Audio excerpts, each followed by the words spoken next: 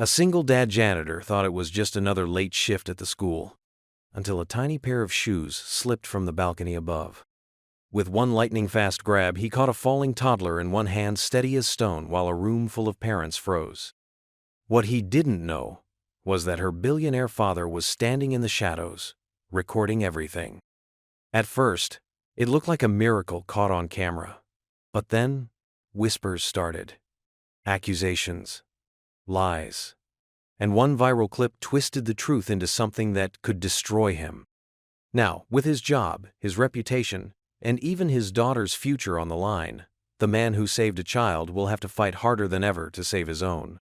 Because when the world turns against you, who will be there to catch you? Before we get into the story, comment below where in the world you are watching from today. As the murmur of conversation and the occasional squeal of a child running by filled the air, Ray Ellis's practiced hands worked on the stubborn latch of the gym balcony window. The open house at Jefferson Elementary was in full swing, and the scent of popcorn from the PTA table mingled with the familiar smell of floor polish, a scent that had become a constant in Ray's life over the years. Ray was a man who took pride in his work, finding solace in the orderliness and cleanliness he brought to the school. It was a refuge for him, a place where he could lose himself in tasks that offered tangible results, a welcome distraction from the empty space at home that his wife had once filled. As he wrestled with the latch, his attention was drawn to a little girl with a halo of curls, her eyes wide with determination. Ava Caldwell, a precocious 4-year-old, was attempting to climb onto a folding chair that wobbled precariously close to the balcony railing. Her tiny fingers gripped the chair's back, and her small feet pushed off the ground as she strained to see over the railing, searching for her father in the crowd below. Ray's heart lurched. In an instant, he dropped the tools he'd been using and broke into a run, his eyes locked on the little girl. Time seemed to slow as the chair teetered, its legs scraping against the floor before giving way to gravity. With a burst of adrenaline, Ray closed the distance in a few strides. His arm shot out, reaching through the air as if he could snatch the falling chair and child from their impending collision with the hard floor below. His hand found Ava's small body, catching her mid-air, a mere whisper away from danger. The impact of her fall was absorbed by Ray's strong embrace, and he pressed her gently against the wall to steady them both. Ava's eyes, brimming with tears, looked up at Ray, her breath hitching in her chest. Ray, his heart pounding against his ribcage, offered her a reassuring smile. He began to hum a soft melody, the notes of blessed assurance filling the space around them. The hymn, a favorite of his late wife, seemed to soothe the little girl, and her trembling eased. The crowd, which had gasped in unison at the sight of Ava's fall, now watched in silent awe as Ray calmed the child. His actions, swift and sure, spoke volumes of his character. He was a protector, a guardian, not just to his own daughter but to every child who walked the halls of Jefferson Elementary. As the initial shock subsided, Ray gently passed Ava to a flustered teacher who had rushed over. He reassured her, his voice steady. "She's safe now." The teacher nodded, gratitude shining in her eyes as she cradled Ava close. From behind, a deep voice broke through the lingering tension. "I got it all on video," it said, the tone a mixture of disbelief and relief. Ray turned to see a man stepping out from the shadows of the doorway, a look of raw emotion etched across his features. It was Grayson Caldwell, Ava's father, a reclusive billionaire known for his shrewd business acumen and guarded privacy. Grayson's hands trembled slightly as he held his phone, the screen displaying the footage he had just captured. The video showed the incredible moment Ray had saved his daughter, a moment that seemed to hang in the air between them, a silent testament to the bond that forms between a parent and a child, regardless of wealth or status. "I was filming her," Grayson said, his voice barely above a whisper. "I never expected." His words trailed off, unable to find the right expression for the gratitude that swelled within him. Ray, ever humble, waved away the thanks that he could see forming on Grayson's lips. "I'm just glad she's okay," he replied, his tone gentle. "No need for thanks. I was just doing my job." But Grayson was insistent. "No, you did more than your job. You saved my little girl. I have to do something to repay you." Ray shook his head, a soft smile playing on his lips. I appreciate that, Mr. Caldwell, but I don't need anything. Just make sure that window latch gets fixed properly. We don't want any more close calls. Grayson nodded, his gaze still locked on Ray. I'll make sure of it, he promised, a newfound respect coloring his words. And I'll make sure the school knows what happened here today. You deserve recognition for your quick thinking. Ray's smile remained, but a flicker of unease passed through his eyes. He was a man who valued his privacy, who found comfort in the quiet, unassuming nature of his work. The thought of being thrust into the spotlight made him somewhat anxious, but he knew that the safety of the children at Jefferson Elementary was a cause worth any amount of discomfort. As the evening wore on, the story of Ray's heroic catch began to spread throughout the open house. Whispers of his bravery traveled from parent to parent, teacher to teacher, and the atmosphere in the school shifted ever so slightly. There was a newfound appreciation for the man who walked the halls with a gentle smile and a ready wrench, ensuring that everything was as it should be. Ray, meanwhile, returned to his duties, his mind filled with the day's events.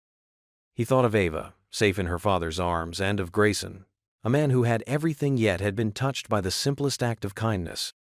It was a reminder to Ray that the value of a person's actions was not measured by their outcome, but by the intent behind them. As he finished his shift and prepared to head home to his own daughter, Tessa, Ray felt a sense of peace wash over him. He had done what anyone in his position would have done, and he took solace in the knowledge that he had been there when Ava needed him most. The night air was cool as he locked up the school, the stars twinkling overhead in silent approval. Ray Ellis, janitor and protector, walked to his car with his head held high, ready to face whatever challenges tomorrow might bring. For now, he had made a difference in at least one child's life, and that was more than enough. The echo of Ray's reassurances to the teacher still hung in the air when he turned to face the man who had spoken from the shadows. Grayson Caldwell stood before him, a figure that commanded attention even in the casual setting of the school's open house. His suit was tailored, his demeanor composed, yet there was an undeniable tension in his posture, a hint of vulnerability that belied his commanding presence. "Mr. Ellis, I presume?" Grayson extended a hand. His voice, smooth, yet tinged with an emotion that seemed uncharacteristic for a man of his stature. Ray accepted the handshake, feeling the firm grip of Ava's father. "Yes, sir. Ray Ellis," he replied, his tone respectful. "And you're Mr. Caldwell, Ava's father." Grayson nodded, his gaze shifting to the phone he held. "I was filming Ava," he explained, his voice barely above a whisper. "It was her first school event, and I wanted to capture the moment. I never expected." His words trailed off as he touched the screen, bringing the video to life. Ray watched as the scene replayed on the small screen. Ava's determination, the teetering chair, his own sprint across the gym, and the miraculous catch that had averted disaster. It was surreal to see himself in that moment of pure instinct, a parent's worst fear and finest hour colliding in a heartbeat. "I can't thank you enough for what you did," Grayson said, his eyes lifting to meet Ray's. "You saved my daughter's life." Ray shifted uncomfortably under the weight of Grayson's gratitude. "I was just in the right place at the right time," he said, offering a modest smile. "I'm glad I could help." Grayson's brow furrowed, a determination settling in his eyes. "I want to do something to repay you," he insisted, his tone leaving no room for argument. "Name your price, Mr. Ellis." Ray held up a hand, a gentle firmness in his voice. "I appreciate the offer, Mr. Caldwell, but I can't accept payment for doing what anyone else would have done in my position. All I ask is that you ensure the school addresses the safety issues here. That balcony latch has been a problem for a while, and it's only a matter of time before someone gets seriously hurt." The request seemed to catch Grayson off guard, and he studied Ray for a moment, as if trying to discern the true measure of the man before him. "Consider it done," he finally said, his voice carrying the authority of someone who was accustomed to being obeyed. "I'll see to it that the entire school is evaluated for safety, and any necessary upgrades will be made immediately." Ray nodded, satisfied with the promise. "That's all I need," he said, his smile genuine. "The kids deserve a safe place to learn and play." Grayson extended his hand once more, and as Ray accepted it, he felt the beginnings of a bond forming between them, forged in the crucible of a shared concern for their children's well-being. "You're a good man, Ray Ellis," Grayson said, his voice sincere. "Thank you." With that, Grayson turned and walked away, his figure disappearing into the crowd of parents and children. He glanced back once, a look of contemplation on his face as he studied Ray, as if trying to understand the quiet dignity that defined him. As the night wore on, Ray found himself reflecting on the encounter. Grayson Caldwell was a man who could move mountains with a single phone call, and yet he had listened, truly listened, to the concerns of a school janitor. It was a testament to the power of empathy, a reminder that at our core, we are all bound by the same hopes and fears, the same desire to protect those we love. Ray finished his shift with a sense of accomplishment. He had not only saved a child from harm, but had also set in motion changes that would ensure the safety of countless others. It was a good night's work, the kind that resonated deep within his soul, reinforcing his belief in the value of his labor. As he locked up the school and stepped out into the cool night air, Ray offered up a silent prayer of thanks.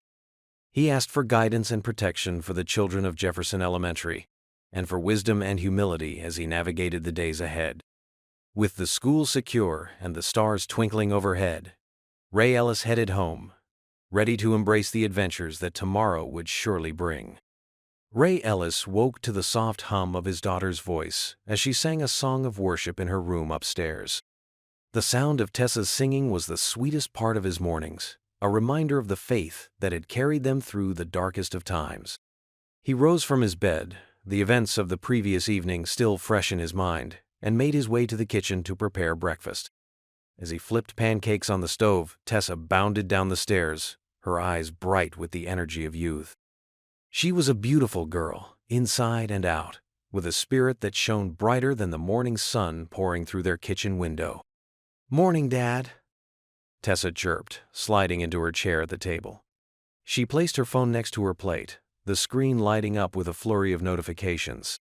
"Morning, Tess," Ray replied, setting a plate of pancakes in front of her. "Did you sleep well?"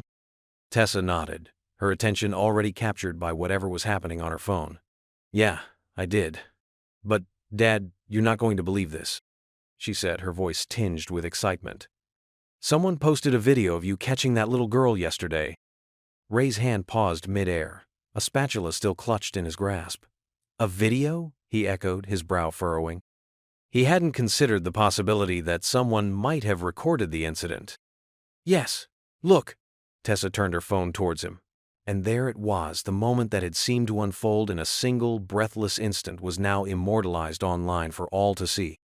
He watched as he sprinted across the gym, his heart pounding in sync with the memory, and scooped Ava Caldwell out of the air with one hand. The video ended as quickly as it had begun, but the comment section was alive with activity. "Incredible," one person wrote. "That janitor is a real-life hero," said another. The praise was overwhelming, and Ray felt a warmth spread through his chest at the kind words. "I can't believe it's gone viral," Tessa said, her eyes wide with astonishment. "You're famous, Dad." Ray chuckled, shaking his head in disbelief. "I wouldn't go that far," he said, returning to the stove to finish making breakfast. "I was just doing what anyone else would have done in that situation." At school, the atmosphere was different. Ray could feel the eyes of his colleagues and the parents of the students following him as he pushed his supply cart down the hallway. There was a newfound respect in their gazes, and words of praise were offered with sincere gratitude. "Well done, Ray," Mr. Thompson, the history teacher, said, clapping him on the shoulder. "That was some catch you made." Ray offered a humble nod, unsure of how to respond to the sudden attention. "Just doing my job, sir," he replied, the words feeling inadequate on his tongue. When he arrived at the administrative offices, Principal Danvers was waiting for him, a tight-lipped smile on his face. "Ellis, I saw the video. Quite the performance," he said, his tone a careful balance of warmth and caution. "But let's not let this go to your head. We wouldn't want the focus to shift from the students to the staff now, would we?" Ray nodded, understanding the principal's message loud and clear. "Of course, sir. I'll keep my head down and stay out of the spotlight." As Ray exited the office, he felt a familiar hand on his arm. Turning, he found himself face to face with Miriam Miri Park, the director of the Caldwell Foundation. Her smile was genuine, her eyes radiating kindness and empathy. "Mr. Ellis, I'm so glad I caught you," Miri said, her voice a soothing balm amidst the chaos of the morning. "I wanted to personally thank you for what you did for Ava. Grayson told me everything, and I can't express how grateful we are." Ray felt his cheeks flush with modesty. "It was nothing, really," he said, his gaze meeting hers. "I'm just glad I was there to help." Miri's smile broadened, and she gave his arm a gentle squeeze. "Modesty becomes you, Ray, but we believe that acts of bravery and kindness should be recognized," she said, her tone suggesting there was more to her visit than just a simple thank you. "In fact, we're planning a fundraiser for the school, and we'd like to honor you and the rest of the custodial staff for your hard work and dedication." Ray was taken aback by the offer. He was a man who preferred to work in the shadows, content with the quiet satisfaction of a job well done. The thought of being in the limelight made him uncomfortable, but he could see the excitement in Tessa's eyes and the way her fingers danced across her phone as she shared the news with her friends. "I appreciate the offer, Ms. Park," he said, choosing his words carefully. "I'll need to think about it. My first priority is to make sure the kids here have a safe and clean environment to learn in. That's all the recognition I need." Miri nodded, her understanding a testament to her own experiences with loss and the subsequent journey to rebuild her life. "I understand, Ray. Take all the time you need. Just know that we see you, and we value the work you do here at Jefferson Elementary." With that, she turned and walked away, leaving Ray to ponder her words. As he watched her go, he couldn't help but feel a sense of connection to this woman who, like him, had faced the darkness and emerged with her light intact. The rest of the day passed in a blur of activity, with Ray doing his best to focus on his duties and ignore the whispers that followed him wherever he went. He took solace in the simple tasks that filled his days, finding comfort in the routine and the knowledge that he was making a difference, even if it was in a small way. That evening, as Ray sat at the kitchen table paying bills, Tessa plopped down beside him, her expression serious. "Dad, you should really consider that fundraiser thing," she said, her voice tentative. "It could be a good opportunity for us." Ray looked up from the stack of papers, his eyes meeting his daughter's. He knew she was thinking about the future, about college, and the myriad of expenses that lay ahead. He wanted to give her everything, but he couldn't shake the feeling that accepting such a public display of gratitude might change the dynamic of their quiet, contented life. "I'll think about it, Tess," he said, reaching across the table to cover her hand with his own. "I promise." With the promise hanging in the air between them, Ray returned to his bills, his mind a whirlwind of thoughts and emotions. He knew that the decision he faced was about more than just a fundraiser. It was about stepping out of the shadows and allowing himself to be seen, truly seen, by the community he served with such dedication. As the sun set and the house grew quiet, Ray found himself reflecting on the events of the day. He thought about the video, the unexpected fame, and the offer from the Caldwell Foundation. He thought about Tessa and her dreams for the future. And, perhaps most importantly, he thought about his own journey, the path that had led him from the depths of despair to this moment of possibility. In the end, it was the memory of his late wife, Tessa's mother, that provided him with the clarity he sought. She had always been his guiding light, the one who encouraged him to take risks and embrace new opportunities. He could almost hear her voice, whispering in the words of determination, and insisting sweetly it in the Bible verse, "And him to sweet not how the words that hadron his ear in his way with someone who had chosen his choices were here." Ray walked into the staff lounge, the hum of conversation dropping a notch as he entered. He tried to ignore the sideways glances and whispers that seemed to follow him lately. The small table by the window was his usual spot, where he'd eat his lunch in peace, but today the air felt heavy, charged with an unspoken tension. He unwrapped his sandwich, pretending not to hear the two teachers at the next table.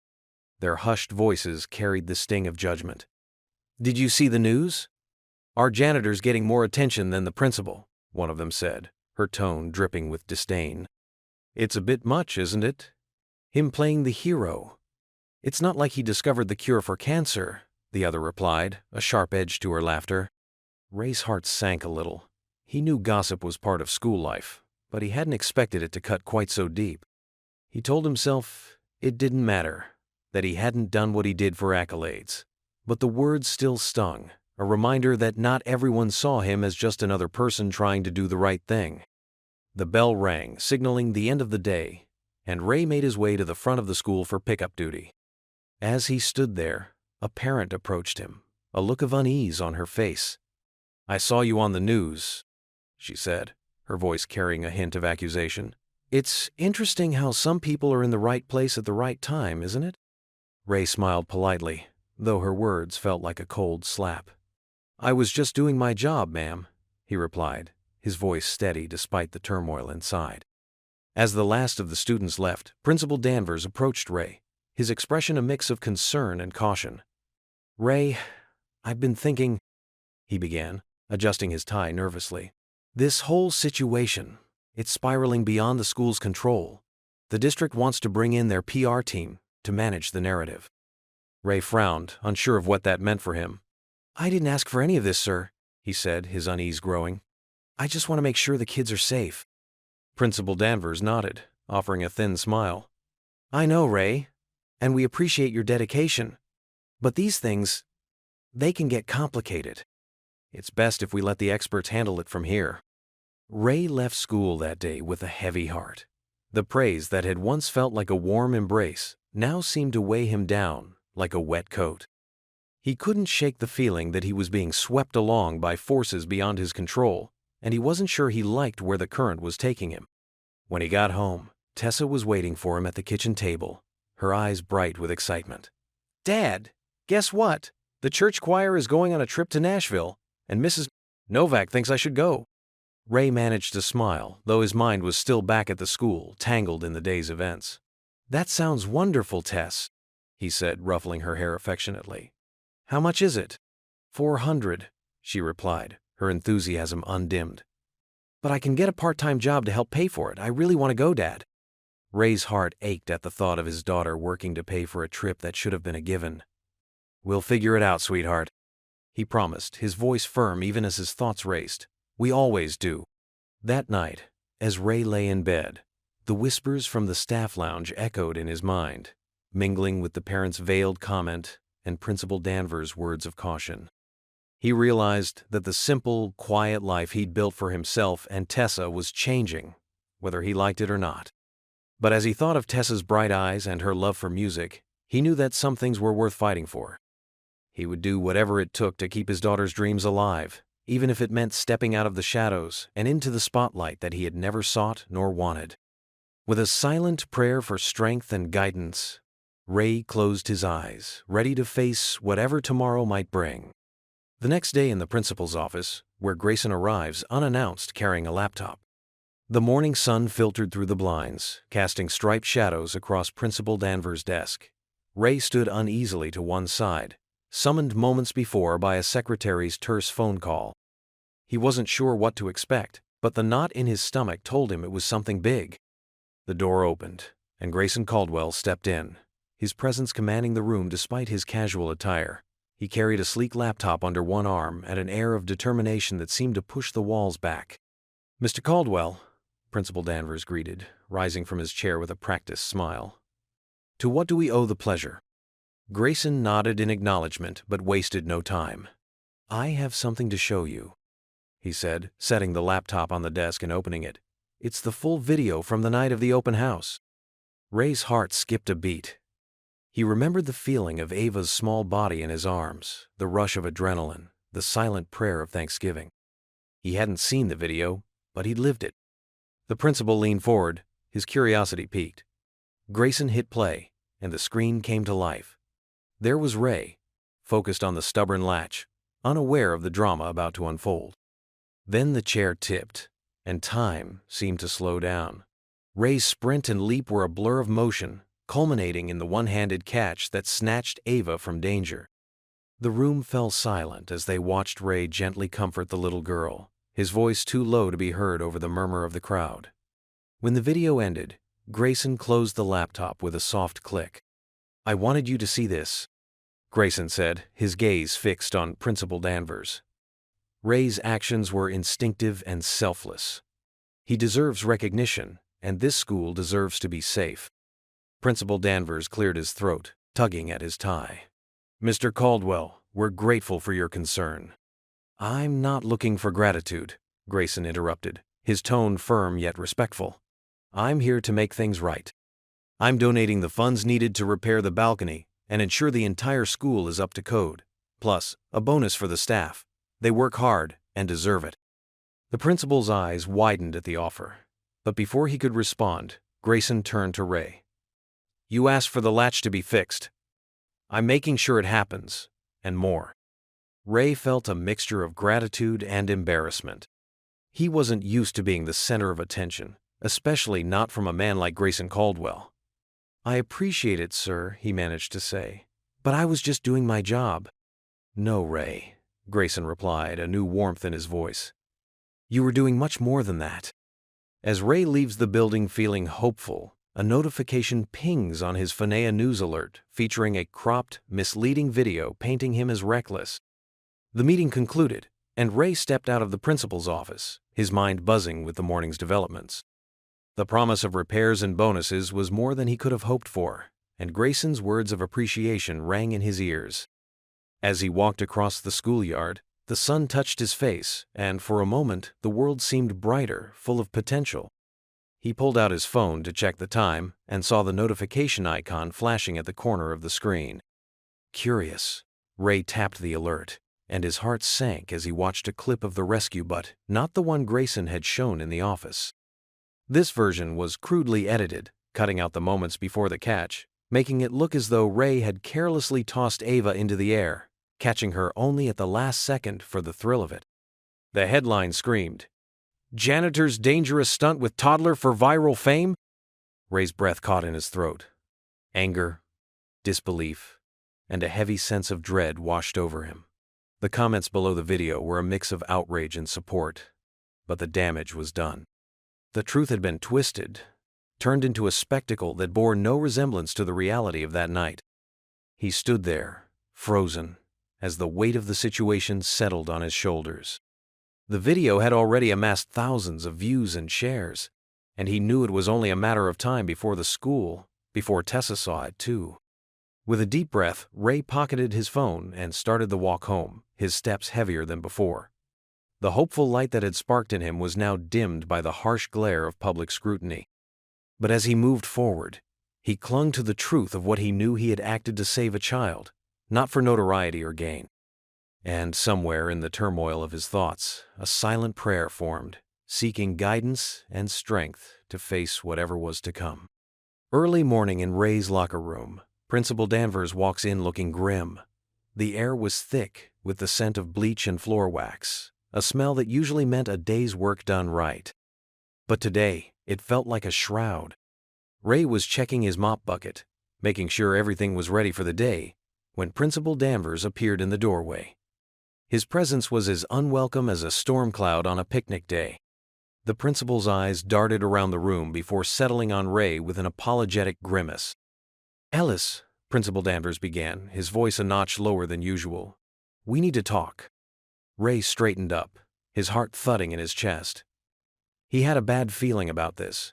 The principal never came down to the locker room, especially not looking like he was about to deliver bad news. They sat in the small break room, the hum of the vending machine in the background. Principal Danvers's words tumbled out, each one heavier than the last. The district was concerned about the media attention. They feared the scrutiny could lead to liability issues. They were putting Ray on temporary unpaid leave while they conducted an investigation. Ray felt the walls close in around him. His job was more than a paycheck. It was his way of providing for Tessa, of keeping their world stable. Now it was being snatched away from him, and there was nothing he could do about it. "I didn't do anything wrong," Ray said, his voice steady despite the turmoil inside him. Principal Danvers looked genuinely sorry. "It's just protocol, Ray. The district has to cover all its bases. It's for the best, given the circumstances." Protocol. The word tasted bitter. Ray knew how these things went. He'd been through similar situations before, always the one to bear the brunt of bureaucratic fears. Ray returned home in the middle of the day, his tool belt hanging limply in his hands. The house was unusually quiet when he walked in. Tessa was sitting at the kitchen table, her homework spread out in front of her. She looked up, her eyes searching his face for answers. "Dad?" she asked, her voice barely above a whisper. Ray tried to smile, to reassure her, but the effort felt hollow. "I'm on a little break from work," he said, choosing his words carefully. Tessa was sharp, too smart, to be fooled by half-truths. "It's because of the video, isn't it?" Her eyes filled with tears, but she blinked them away, determined to be strong. Ray sat down across from her, reached out, and took her hand. "We've been through tough times before, Tess. We'll get through this one too." That afternoon, Ray found himself at Mrs. Novak's house, fixing a neighbor's porch steps that had been in disrepair for weeks. It was a small job, one that he'd offered to do for free, just to keep his hands busy and his mind occupied. Mrs. Novak watched him from her rocking chair, her eyes following his every move. She was a retired teacher, a woman of faith and kindness, who had seen more than her fair share of hardship. "You're a good man, Ray Ellis," she said, her voice steady and sure. "God's got a plan, even when we can't see it." Ray nodded, a lump forming in his throat. He believed in God's plan, but sometimes it was hard to trust when the whole world seemed to be crumbling around you. That night, Ray sat in the dark living room, the only light coming from the street lamp outside the window. The Bible was open on his lap, but the words blurred before his eyes. He whispered into the stillness, his voice raw with emotion. "Lord, I need your guidance. Show me the way." The house was silent, except for the soft ticking of the clock on the wall. Ray bowed his head, his heart heavy with worry. He thought of Tessa, of the life they were building together, and he prayed for strength, for wisdom, and for a path forward. As he sat there in the quiet, Ray felt a sense of peace wash over him. It didn't take away the uncertainty or the fear, but it reminded him that he wasn't alone. He had faith, he had community, and he had the love of his daughter, and somehow that had to be enough. The morning sun filtered through the curtains, casting a warm glow over Ray Ellis's modest living room. The weight of the previous day's events sat heavy on his shoulders as he stared at the family photos on the mantel. Each frame held a memory of his late wife, their life together, and the years since her passing. The silence of the house was broken by the soft knock at the front door. Ray, still in his casual house clothes, wasn't expecting company. He crossed the room and opened the door to find Miri Park standing on his porch, her arms cradling a large wicker basket filled with groceries. The sight of her brought an unexpected sense of comfort. "Good morning, Ray," Miri said, her voice calm and reassuring. "I hope I'm not intruding. I brought some supplies and thought we could talk." Ray stepped aside, gesturing for her to enter. "Morning, Miri. It's good to see a friendly face. Come on in." Miri walked into the living room, setting the basket down on the coffee table. She looked around, taking in the homey atmosphere of the home. "I remember those first few months after my husband passed. The little things, like making a grocery run, can feel like climbing a mountain." Ray nodded, a small smile tugging at the corners of his mouth. "I appreciate this, Miri. More than you know." They sat down, and Miri began to unpack the basket, placing items in the kitchen. Ray watched her, the rhythm of her movements steady and soothing. "You have a way of making chaos feel manageable," he said, his voice tinged with gratitude. Miri returned to the living room, her eyes meeting Ray's. "I've been where you are, Ray. Losing someone you love, it changes you. But you don't have to face this storm alone." Ray's eyes dropped to his hands, fingers interlaced. "I've always been the one people lean on. It's strange to be the one needing support." Miri reached across the table, placing her hand on his. "There's strength in allowing others to help you. It's not a sign of weakness, but of wisdom." They talked for hours, their conversation meandering from practical matters to the deeper shared experience of grief. Miri spoke of her late husband, the quiet moments that had surprised her with their tenderness, and the slow journey back to a life that felt full again. Ray, in turn, shared stories of his wife, their laughter, and the legacy of love she had left behind for him and Tessa. As the afternoon sun cast long shadows across the room, Miri gently shifted the conversation. "Ray, I know some very good people, lawyers who can help you navigate the school board and this media circus. They'll work pro bono." Ray's brow furrowed, his instinct to refuse help warring with his need for it. "I don't know, Miri. I'm not sure I'm comfortable with all that attention." Miri nodded, understanding his hesitation. "I know it's not easy, but this isn't just about the job anymore, is it? It's about your reputation, your daughter's well-being. You deserve to have someone in your corner fighting for you." Ray looked into Miri's eyes, seeing the sincerity there. He realized that accepting help didn't diminish his strength.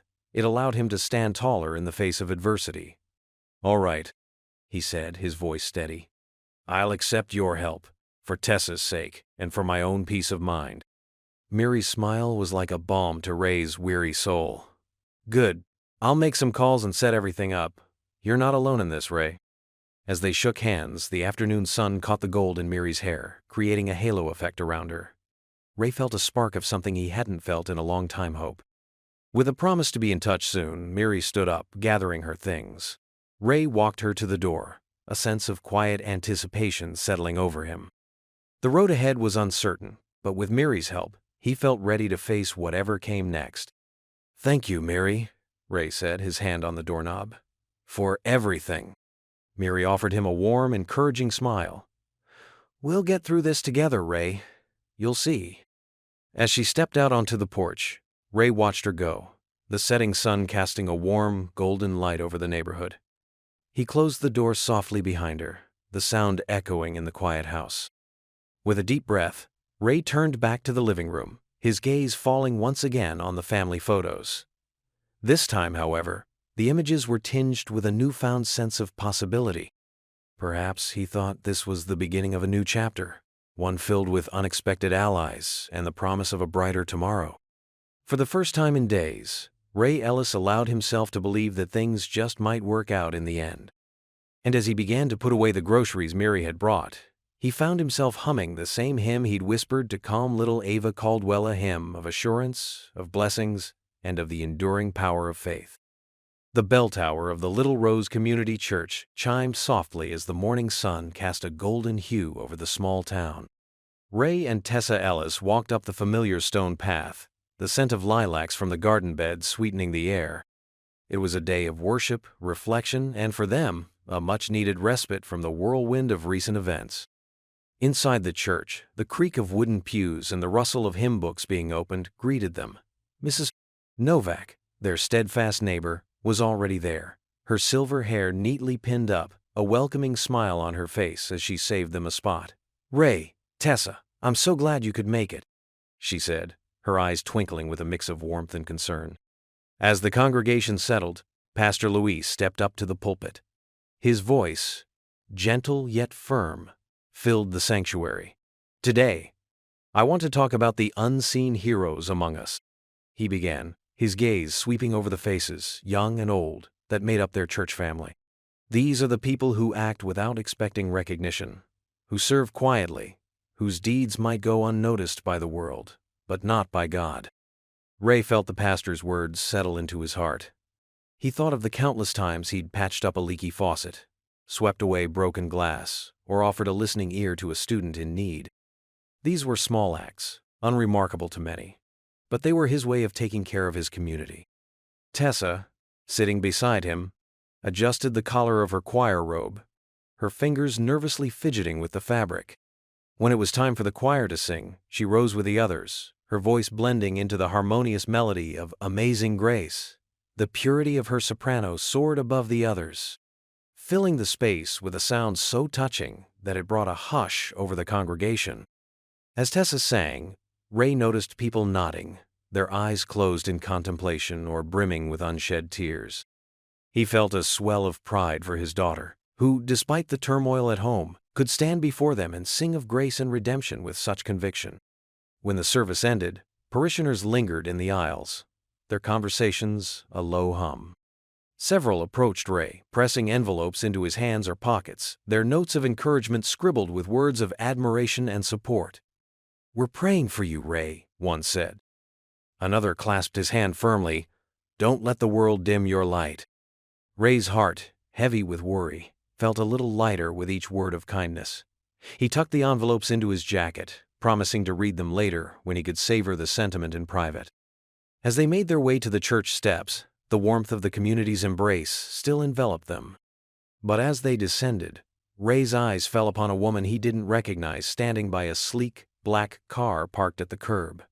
She was poised, her sharp gaze fixed on him, a digital recorder in her hand. Evelyn Ross, the tabloid blogger with a reputation for sensationalizing stories, had been waiting for this moment.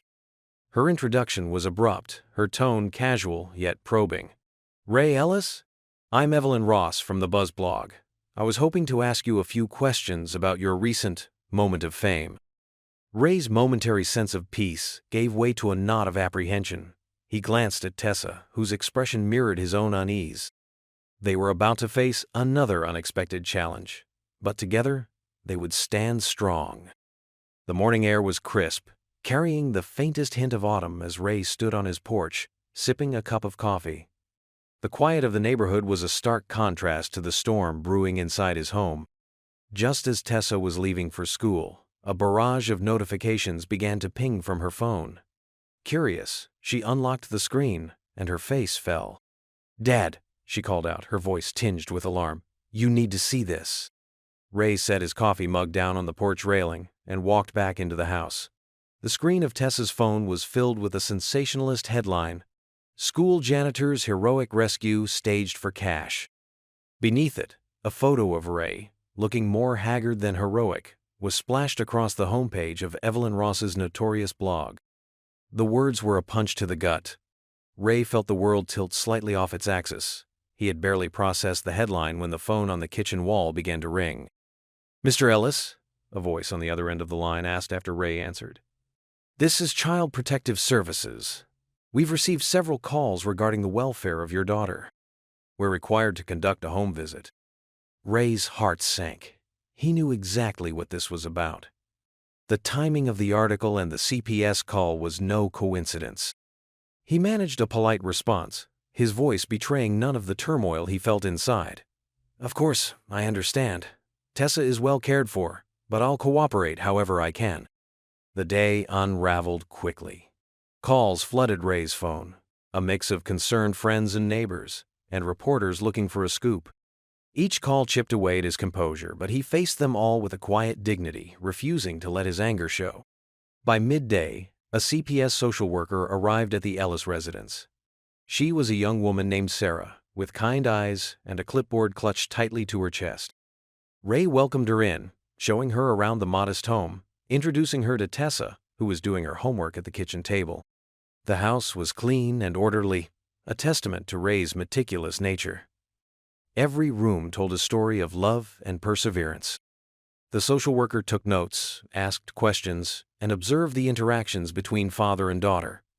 Tessa, sensing the gravity of the situation, answered each query with a maturity that belied her years. While Sarah spoke with Tessa, Ray stepped outside onto the porch, his mind racing. The smell of the coffee he had abandoned earlier still lingered in the air. He took a deep breath, trying to steady the unease that gripped him. This was his home, his life, and yet here he was, having to defend it against baseless accusations. He thought of Miri, of the strength she had shown in the face of adversity. He knew she would stand by him, just as he had stood by her when the foundation's integrity was questioned. He reached for his phone, considering whether to call her, but before he could make the decision, he heard the front door open. Mary Park stood on the porch, her eyes fierce and determined. She didn't need to be told what had happened.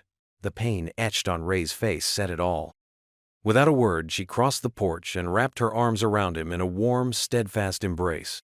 "We'll fight this," she said, her voice firm and unwavering. "You're not alone, Ray. Not anymore." Ray held onto her, finding comfort in her presence. He knew the road ahead would be difficult, but with Miri by his side, he felt a glimmer of hope. Together, they would face the storm, and somehow, they would find a way to clear his name. Miri pulled back slightly, looking Ray in the eyes. "Let's go inside," she said. "We have a lot of work to do." Ray nodded, his heart heavy, but his resolve strengthened. As they turned to walk back into the house, he knew that no matter what lies were told about him, he had the truth on his side, and that was a power no scandal could diminish. The walls of the Caldwell Foundation offices were lined with floor-to-ceiling windows, letting in streams of golden afternoon sunlight. It was here that Mary Park, with Grayson Caldwell by her side, had invited Ray Ellis to discuss an event that would honor the school staff, with a particular spotlight on Ray's recent heroism. The room buzzed with a mix of anticipation and the quiet hum of productivity that seemed to follow Mary wherever she went. Mary began by sharing the vision for the gala. It would be held at the very school gym where Ray had caught Ava, transforming the space into a glittering scene of celebration and gratitude. Ray listened, his initial hesitance softened by the sincerity in Mary's voice. He was a simple man, not one for the spotlight, but he couldn't deny the potential such an event had to improve the school's safety and, by extension, the well-being of its students. "And the funds raised?" Ray asked, his hands folded neatly on the table. Mary exchanged a glance with Grayson before answering. "Every penny will go towards safety upgrades for Jefferson Elementary and other schools in the district that may benefit." Ray nodded slowly, a small smile tugging at the corners of his mouth. "That's the kind of attention this place needs. Not just talk, but real change." Grayson cleared his throat, drawing Ray's attention. "I want you to know, Ray, this isn't just about recognition. It's about making sure what happened to Ava, it never happens again." The billionaire's voice was steady, but there was a vulnerability there that Ray hadn't noticed before. It was as if the walls Grayson had built around himself were starting to crumble, revealing the heart of a man who had known loss and the fear of losing again. As the meeting progressed, Grayson spoke of his late wife, sharing with Ray the pain of watching Ava grow without her mother. It's like walking on a frozen lake," he admitted, his gaze fixed on a point beyond the office windows. "You're always waiting for the ice to crack beneath your feet." Ray understood that feeling all too well. The loss of his wife had left him with a similar sense of walking on fragile ground. But he had Tessa to think about, and that had given him the strength to keep moving forward, to keep being the father she needed. The conversation shifted from the gala to the quiet struggles they both faced as single parents. There was a kinship forming between them, a bond forged by shared adversity and the unspoken understanding that came with it. As Ray prepared to leave, Mary handed him a folder filled with details about the event. "We want this to be a night that honors not just you, but the dignity and importance of every staff member at Jefferson Elementary." Ray accepted the folder, his heart swelling with a mix of pride and humility. "I appreciate that, Miss Park. I truly do." The late afternoon sun had begun to dip below the horizon as Ray stepped outside, the air cool and damp with the promise of rain. He walked home with the folder tucked under his arm, his thoughts a whirlwind of emotions. The drizzle started lightly, a mist that clung to his skin and beaded on his clothes, but it did little to dampen his spirits. As he strolled through the familiar streets of his neighborhood, Ray allowed himself to feel cautiously hopeful. The gala, the safety upgrades, the recognition of his fellow staff members, it all felt like a step in the right direction, not just for him, but for the entire community. The sound of distant laughter reached his ears, a reminder of the simple joys that life had to offer. He looked up at the sky, letting the rain wash over him, cleansing away the doubts and fears that had plagued him for so long. In that moment, Ray felt a sense of peace. He had been caught in a storm of public attention and personal challenges, but he was not alone. With Mary's steadfast support, Grayson's unexpected openness, and the unwavering love he had for his daughter, Ray Ellis was ready to face whatever came next. A week later, the school gymnasium was a hive of activity. Streamers of blue and gold, the school color shung from the rafters, and long tables were draped with crisp white tablecloths. Ray Ellis was there, right in the middle of it all, his sleeves rolled up to his elbows. He was in his element, using his hands to bring order to the chaos of preparations, just as he did with his life. Volunteers from the church and the neighborhood bustled about, transforming the gym into a space of celebration. Some were hanging decorations, while others laid out silverware and folded napkins into intricate shapes. Laughter and snippets of conversation filled the air, creating a symphony of community spirit. Ray was focused on repairing the old stage risers. They creaked and groaned under the weight of the choir, threatening to crumble with each step. With a determined look, Ray examined each riser, tightening screws and reinforcing joints. He worked with a quiet precision, ensuring that every step would be safe and steady. Across the gym, Tessa was rehearsing with the choir. Her voice soared above the others, pure and strong. She sang with an earnestness that made her mother's absence ache in Ray's chest, but he was also filled with pride. Tessa's talent was a beacon of hope in their lives, a reminder that beauty could emerge from the deepest sorrows. Mrs. Novak, the retired teacher and church pianist, was at the piano, her fingers gliding over the keys with practiced ease. She offered encouraging nods to the choir, her gentle presence a comfort to Tessa and the other young singers. Miri Park moved through the gym with grace, directing volunteers and ensuring that every detail was perfect. She stopped by Ray, a clipboard in hand. "Ray, do you think these risers will hold?" she asked, a hint of concern in her voice. Ray looked up, a reassuring smile on his face. "Don't you worry, Miri. They'll hold strong. I've made sure of it." Miri returned the smile, her eyes reflecting her gratitude. "I knew I could count on you," she said. "You have a gift for fixing things, Ray Ellis." Their eyes held for a moment longer than necessary, a silent acknowledgement of the bond that was forming between them.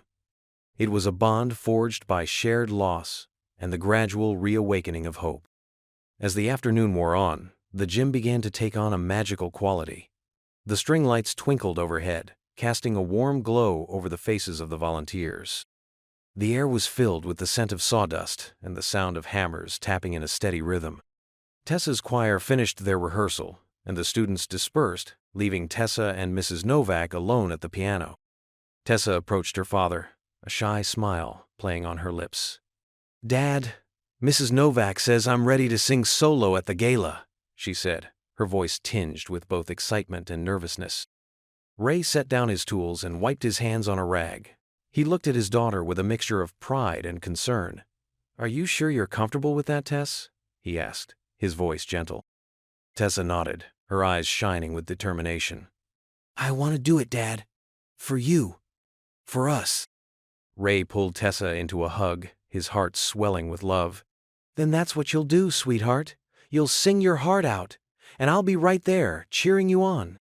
As the sun began to set, casting long shadows across the gym floor, Ray took a moment to step back and watch Tessa rehearse under the string lights. Her voice rose and fell with the melody, filling the space with a sense of peace and purpose. Ray's eyes grew moist as he listened. In Tessa's voice, he heard the echoes of their past, the struggles they had overcome, and the promise of a brighter future. He felt a sense of pride that was both profound and humbling. Miri approached Ray, her own eyes reflecting the emotion of the moment.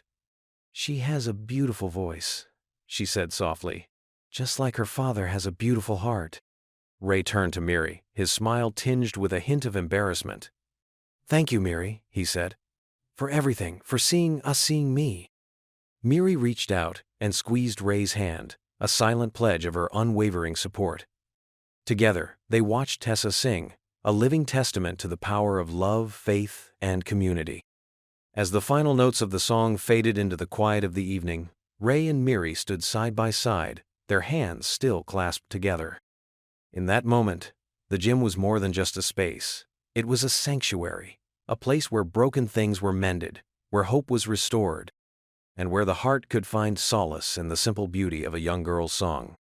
And for Ray Ellis, it was a glimpse of grace, a promise that even in the midst of trials, there could be moments of pure joy and gratitude. With Tessa's voice still echoing in his heart, Ray knew that no matter what the future held, they would face it together, hand in hand, with faith as their guide. The gymnasium had been transformed. Gone were the basketball hoops and the echoes of children's laughter. In their place stood elegance and grace. Flowers of every hue adorned the tables, their sweet fragrance mingling with the scent of polished wood. Twinkling lights were strung overhead, casting a warm, inviting glow over the guests as they arrived in their finery, a stark contrast to the usual sneakers and gym clothes. Ray Ellis stood off to the side, his work-roughened hands fidgeting with the hem of his blazer. He felt out of place amidst the suits and evening gowns, but the warmth in the eyes of those who greeted him reminded him that this night was about more than fancy clothes. It was a testament to the power of community and the unexpected turns life could take. The evening unfolded with a sense of camaraderie and shared purpose. Laughter and conversation filled the room, punctuated by the clinking of silverware and glasses. Then, a hush fell as Grayson Caldwell took to the makeshift stage, his presence commanding attention despite his usual preference for the shadows. "Ladies and gentlemen," Grayson began, his voice steady but tinged with emotion. "We gather here not just to celebrate, but to honor a man whose actions exemplify the very best of us." He paused, his gaze finding Ray in the crowd. "Raymond Ellis is more than a hero.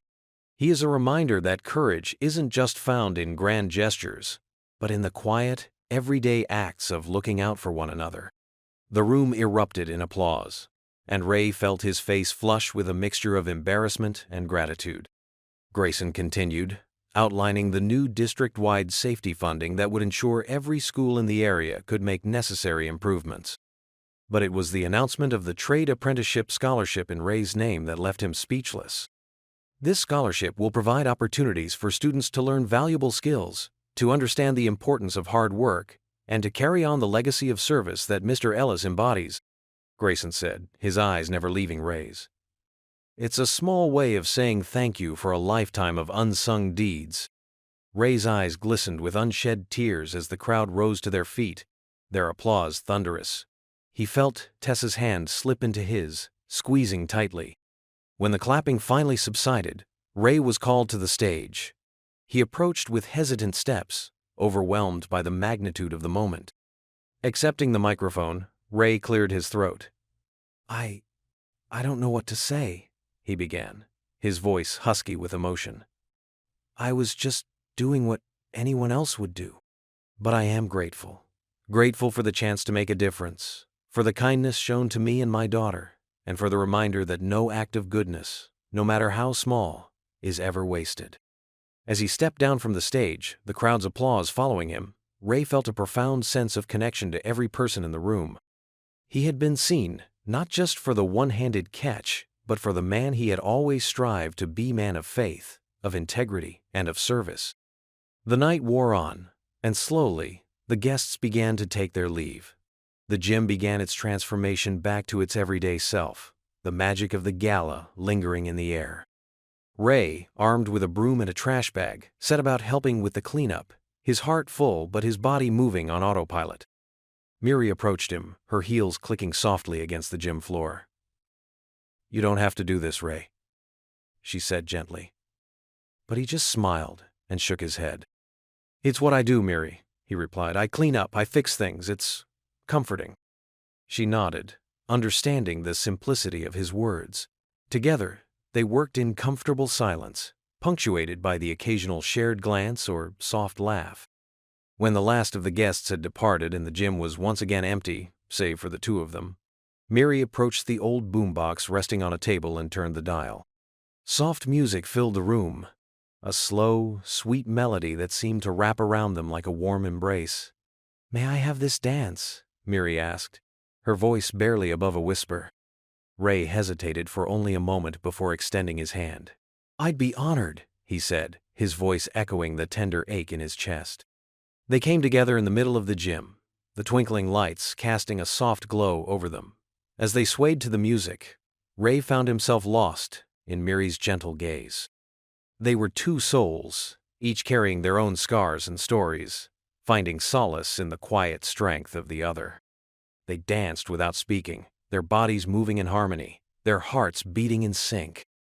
The world outside seemed to fade away, leaving only the music and the momentum moment of shared understanding, of mutual respect, and of a budding connection that neither had expected. As the song came to an end, they lingered in each other's arms, both smiling shyly. It was a dance that would stay with them, a memory etched into their hearts forever. And in that simple act of sharing a dance in an empty gym, Ray Ellis found a new kind of hope, a promise of a future filled with the possibility of love and partnership. The morning after the gala, Ray whistled a soft tune as he flipped pancakes in the small kitchen of their duplex. The smell of batter and syrup filled the air, a simple luxury that brought a sense of normalcy to their lives. Tessa sat at the table, her eyes still heavy with sleep but brightened by the events of the night before. "Dad, do you think Mrs. Novak will like the pictures from the gala?" Tessa asked, sipping her orange juice. Ray chuckled, sliding a stack of pancakes onto her plate. I reckon she'll be asking for copies to hang on her fridge, he said with a wink. They were just finishing breakfast when the sound of Ray's phone buzzing cut through their morning calm. He glanced at the screen, his brow furrowing as he read the incoming message. It was a link to a blog post with a headline that felt like a punch to the gut. Hero or hustler? Janitor's past as whistleblower raises questions about character. Tessa watched her father's face, the light in her eyes dimming as she sensed the shift in his mood. Dad, what's wrong? Ray didn't answer right away. He read through the article, his heart sinking with each twisted fact and baseless implication. Evelyn Ross had dredged up his old whistleblower case, painting him as a troublemaker who had fabricated safety concerns for a payout.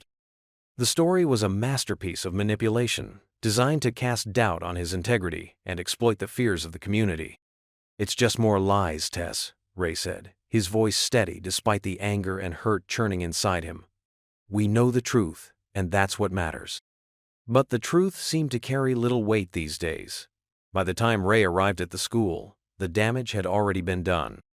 Principal Danvers met him at the entrance, his expression a mix of embarrassment and regret. Ray, I'm sorry, he began, avoiding Ray's gaze. The district has decided to retract your temporary reinstatement, effective immediately. We can't afford any more negative attention. Ray listened, his pride stinging from the injustice, but he didn't argue. He had spent a lifetime standing up for what was right, and he wouldn't let bitterness take root in his heart now. The blow was made even harder when the Child Protective Services worker arrived at the school to inform Tessa that her TRIP scholarship had been frozen pending an investigation into the new allegations.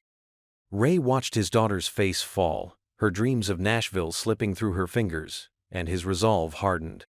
That evening, Ray sat in the living room, the silence of the house weighing heavily on him. He had always been the one to catch others, to be the steady hand and the safe pair of arms. Now, it felt as though he was the one falling, with no one to break his fall. When Miri and Grayson arrived, offering their help and resources, Ray's response was firm. I appreciate everything you've done for us, he said, his voice laced with a quiet strength. But I won't be anyone's charity case. We'll get through this on our own. Miri's eyes were soft, understanding the fierce pride that fueled Ray's words. Ray, it's not about charity, she said gently. It's about community. Let us stand with you. But Ray couldn't bring himself to accept. The pain of seeing his life and reputation torn apart in the public eye was too much to bear. He needed to prove to himself, and to Tessa, that they could weather this storm without becoming a spectacle. As Miri and Grayson left, promising to respect his wishes but refusing to give up on him, Ray turned his gaze to the small photo on the mantella picture of his late wife. Her smile a beacon of hope in the darkest of times. He knelt beside the couch, his hands clasped together, and prayed for guidance, for strength, and for the wisdom to see the path forward. Tessa joined him, her own faith unshaken by the trials they faced. Together, they found solace in the quiet certainty that they were never truly alone. And so, the morning after the gala, Ray Ellis stood at the crossroads of a new chapter in his life. The challenges ahead were daunting, but he had faced adversity before and emerged stronger. With Tessa by his side and a community of friends ready to support him, Ray was determined to clear his name and restore the dignity that had been so cruelly snatched away. The road to redemption would not be easy, but Ray Ellis was a man who knew the value of catching and being caught by the unwavering grace of those who believed in the power of love and the resilience of the human spirit. Ray spends days doing odd jobs for neighbors, avoiding calls, Mrs. Novak visits, showing him photos of all the people he's helped over the years. She encourages him to let others help now. Ray sits at the kitchen table, looking at the photos, his resolve slowly returning. The sun was a dull orange through the kitchen window, casting long shadows across the linoleum floor as Ray Ellis sat, elbows on the table, head in his hands. The quiet of the early evening was broken only by the distant sound of a dog barking and the faint hum of the refrigerator. Ray had been spending his days doing odd jobs for the neighbors, fixing a leaky faucet here, patching a hole in a wall there. It was honest work, and it kept his mind off the storm of controversy that had engulfed his life. His phone buzzed again, the screen lighting up with another unknown number. He silenced it without looking, the weight of unanswered calls and unread messages growing heavier with each passing day. Ray felt like he was in a thick fog, unsure of which way to turn, which step to take next. The front door creaked open, and Mrs. Novak's familiar voice called out, "Raymond, it's just me!" Her presence was a comfort, a steady beacon in the chaos that had become his life. She walked into the kitchen, her arms full of a large photo album and a plate of freshly baked cookies. "Thought you might need some company," she said, setting the album on the table with a thud. The cookies she placed within arm's reach, the sweet aroma filling the room. Ray managed a weak smile. "You always know how to make a house feel like a home, Mrs. Novak." She sat down across from him, her eyes soft with concern. "Raymond, I've known you for a long time. You've always been the one to lend a hand, no matter the situation. But now, it's time for you to let others help you." With a gentle touch, she opened the photo album, revealing page after page of photographs. There was Ray, a younger version of himself, helping Mr. Garcia fix his car. There he was again, building a wheelchair ramp for Mrs. Thompson. Each picture told a story of kindness, of a man who had spent his life serving others without asking for anything in return. "You see, Raymond," Mrs. Novak said, pointing to a photo of Ray teaching a group of neighborhood kids how to fix a flat tire. "These aren't just pictures. They're a record of the good you've put into the world. And now, when you're facing your own troubles, it's time for that good to come back to you." Ray's eyes wandered over the images, each one a vivid reminder of the community he had helped to build. He saw the faces of people he had laughed with, cried with, and worked alongside.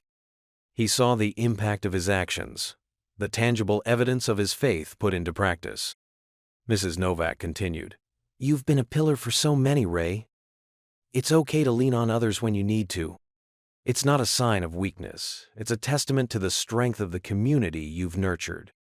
As Ray flipped through the pages, he felt a warmth spreading through him, a spark of hope reigniting in his chest. He thought of Tessa, of her unwavering belief in him, and of the promise he had made to always protect her. He thought of Miri, whose kindness and determination had become a light in the darkness. And he thought of Grayson, a man who had everything yet had been touched by Ray's humble act of heroism. Mrs. Novak's words rang true, resonating with the quiet faith that had guided Ray through the toughest moments of his life. He realized that accepting help wasn't about giving up, it was about recognizing the value in the bonds he had forged over the years. It was about allowing those who cared for him to live out their own faith, to put their love into action just as he had done for so many others. With a deep breath, Ray closed the photo album, his fingers resting on the worn cover. He looked up at Mrs. Novak, his eyes glistening with unshed tears. "Thank you," he said, his voice barely above a whisper. "I needed this reminder." Mrs. Novak reached across the table, her hand covering his. "You're not alone, Raymond. You've got an army of support behind you. All you have to do is let us fight alongside you." As the evening wore on, Ray sat at the kitchen table long after Mrs. Novak had left, the photo album still open before him. He traced the outlines of familiar faces with his fingertips, each image a precious memory, a testament to the life he had built from the ground up. The resolve that had been flickering within him began to burn brighter, fueled by the love and encouragement that surrounded him. He knew the road ahead would be difficult, filled with challenges and uncertainties. But he also knew that he was not alone. He had a community that believed in him, a daughter who looked up to him, and a newfound courage that came from the realization that sometimes the strongest act of all is to allow yourself to be caught when you fall. With renewed determination, Ray picked up his phone, scrolling through the missed calls and messages. It was time to face the music, to stand up against the false accusations, and to reclaim the narrative that had been so cruelly snatched from him. He would fight for his reputation, for his daughter's future, and for the principles that had always guided him. As he began to draft a response to the onslaught of negativity, Ray felt a sense of peace envelop him. He knew that with faith, hard work, and the support of his community, he could weather any storm. And perhaps in the end, this trial would lead to a stronger, more united town, one that had learned the true meaning of compassion and solidarity. With a steady hand, Ray typed out a message of gratitude to all those who had stood by him, vowing to clear his name and to continue being a force for good in his community. He pressed send, the words disappearing into the ether, carrying with them the promise of brighter days ahead. And as he finally switched off the kitchen light, leaving the quiet house bathed in the soft glow of the moon, Ray Ellis knew that he was ready to face whatever came next, with the love of his neighbors, the grace of God, and the strength that comes from a heart full of faith. The morning sun cast a warm glow over Ray's neighborhood as he worked on repairing Mrs. Lopez's fence. The rhythmic tap of his hammer against the wood was a familiar comfort, a simple task that allowed his mind to wander. He was lost in thought, the events of the past weeks weighing heavily on him, when a familiar car pulled up to the curb. Miri stepped out, her presence a beacon of hope amidst the turmoil. She approached Ray with a determined look on her face, a folder clutched tightly in her hand. "Ray, I have something you need to see," she said, her voice steady and reassuring. Meanwhile, in the hushed corridors of the Caldwell Foundation, Grayson's security team had been hard at work. They had managed to track down the bystander who had posted the original video of Ray's incredible catch. The team, led by a seasoned investigator named Jack, had painstakingly sifted through hours of footage, piecing together the events of that fateful day with precision and care. Jack, a man with a keen eye for detail and a background in law enforcement, had a particular knack for separating fact from fiction. He and his team had interviewed countless witnesses, cross-referenced their statements with the available footage, and were now confident in the veracity of their findings. In a small conference room, Miri had joined Jack and his team to review the evidence. The uncut video, free from manipulation or misleading edits, told a clear story of Ray's instantaneous reaction, the sheer speed and selflessness of his actions undeniable. Miri watched the footage, her heart swelling with admiration for Ray's quiet heroism. But the security team's work didn't stop there. They had also uncovered affidavits from Ray's former co-workers, each one detailing the circumstances surrounding the old safety violation case that had been dredged up to smear his name. These documents painted a picture of a man who had risked his own job to ensure the safety of others, a whistleblower who had been punished for his integrity. Mary listened intently as Jack explained the significance of each piece of evidence. She knew that these documents held the power to clear Ray's name, to silence the whispers of doubt and suspicion that had been cast upon him. As the meeting came to a close, Miri thanked Jack and his team for their diligent work. She gathered the folder filled with evidence, each page a testament to Ray's character and the truth that had been obscured by lies and rumors. Back at Mrs. Lopez's fence, Miri handed the folder to Ray. "This contains everything we need to set the record straight," she said, her eyes meeting his with unwavering conviction. "The full, uncut video and affidavits from your former colleagues all proving your innocence." Ray took the folder, his hands slightly trembling as he flipped it open. He scanned the contents, his eyes welling up with tears, as the weight of this newfound hope settled in his heart. For the first time in days, he felt a glimmer of optimism break through the clouds of doubt. Miri placed a gentle hand on his shoulder, offering a silent pledge of support. "We're going to get through this, Ray. You're not alone in this fight." Ray looked up at her, his voice choked with emotion. "I don't know how to thank you, Mary," he said, his words carrying the full depth of his gratitude. Mary smiled, a soft, knowing smile that spoke volumes. "Just keep being the man you are, Ray. That's all the thanks I need." As Miri prepared to leave, Ray called after her, "What happens now?" "Now," Miri replied, her gaze fixed on the horizon, "we take this evidence to the school board. We show them the truth, and we demand justice for you and your daughter." With that, Miri got back into her car and drove away, leaving Ray standing there, the folder clutched tightly in his hands, a symbol of the truth that was about to come to light. He turned his gaze back to the fence, the hammer still resting in his grip, and resumed his work with a renewed sense of purpose. Each swing of the hammer was a silent affirmation, a declaration that he would not be defeated by the lies that had been spread about him. He had the truth on his side, and with the support of Mary, Grayson, and the entire community, he was ready to face the school board and reclaim the life that had been threatened by scandal and suspicion. As the sun climbed higher in the sky, Ray worked with a steady hand and a determined heart, knowing that the path to redemption was now clearly marked before him. With each nail he drove into the fence, he reclaimed a piece of his dignity, his reputation, and his future. And when the fence was finally complete, standing sturdy and strong in the afternoon light, Ray stood back to admire his work. It was a small victory perhaps, but it was a victory nonetheless, a tangible reminder that with faith, perseverance, and the support of those who believe in you, any obstacle can be overcome. With the folder of evidence tucked securely under his arm, Ray made his way back to his home, ready to prepare for the battle that lay ahead. He knew it wouldn't be easy, but he also knew that the truth had a way of shining through the darkest of storms. As he stepped inside, the familiar sights and sounds of his home enveloped him, Tessa's laughter drifting from the living room, the smell of dinner simmering on the stove. These were the things that mattered, the reasons he fought so hard to protect his name and his family. And, as he sat down at the kitchen table, the folder marked, "For the Board," lying open before him, Ray Ellis closed his eyes and offered up a silent prayer of thanks for the allies he had found in his darkest hour, and for the strength and courage he would need to face the days to come.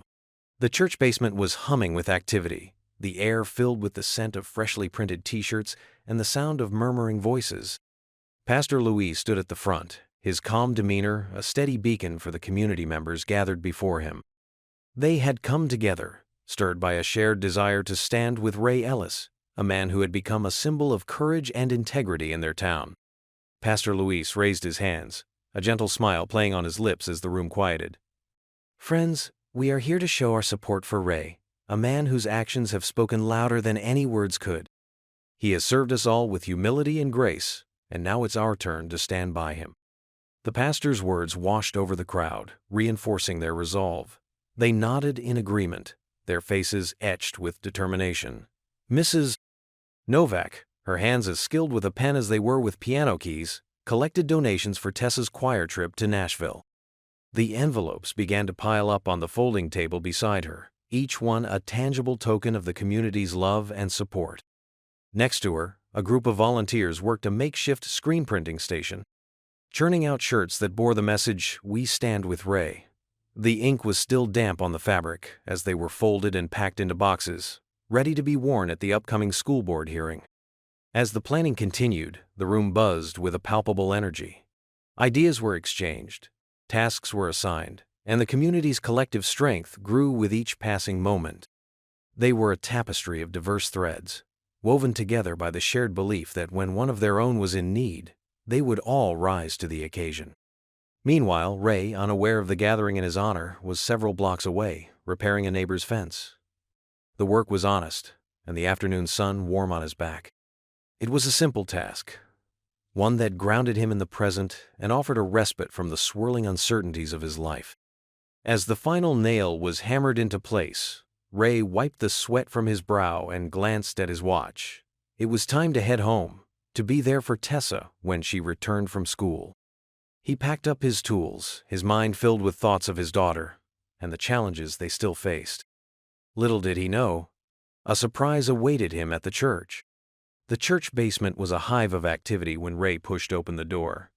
The sound of voices, the sight of people moving with purpose, and the sea of T-shirts emblazoned with his name hit him all at once. He stood there, frozen, his heart swelling with a mixture of shock and gratitude. Pastor Louis spotted him first, his face breaking into a wide grin. "Ray, come in, my friend," he called out, his voice carrying above the din. The room fell silent as everyone turned to see Ray standing there, a look of disbelief on his face. Mrs. Novak was the first to approach him, her eyes shining with unshed tears. "We're all with you, Ray," she said softly, pressing a folded T-shirt into his hands. Ray looked down at the shirt, then back at the sea of faces before him. He tried to speak, but the words caught in his throat. These people, his neighbors, his friends, his community, had come together for him and his family. It was a moment of profound humility and love, one that he would carry with him for the rest of his days. Pastor Louis walked over, placing a reassuring hand on Ray's shoulder. "You've always been there for us, Ray. Now, it's our turn to be there for you." This is what community is all about, standing together in times of trial. Ray's eyes swept over the crowd, taking in the faces of those who had gathered. There was Mr. Thompson, the local grocer, who had always slipped an extra apple into Tessa's bag. Beside him stood Mrs. Garcia, a school aide who had been a steadfast friend to Ray during the long days at Jefferson Elementary.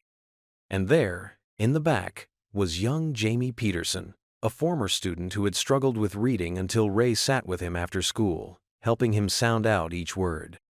Each person in that room had a story, a connection to Ray that was rooted in kindness and mutual respect.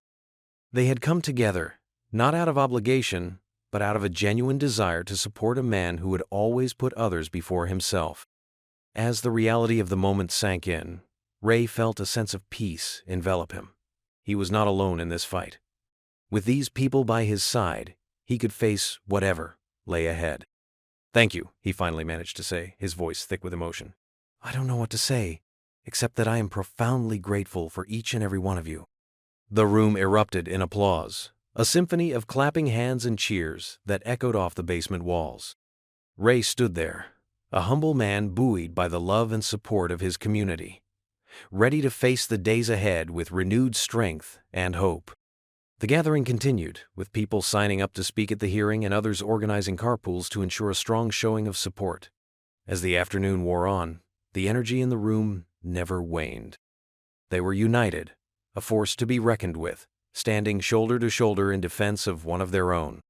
As the sun began to set, casting a warm glow through the basement windows, Ray found himself surrounded by friends, old and new. They shared stories, laughed, and even shed a few tears. It was a celebration of community, a testament to the power of faith and love in action. And when it was time to leave, Ray walked out of the church with his head held high, his heart full. He had been reminded, in the most beautiful way, that even in the darkest of times, there is light to be found in the kindness of others. The day had started like any other, but it would end as one of the most memorable in Ray's life, a day when he truly understood the meaning of community and the incredible strength that comes from standing together.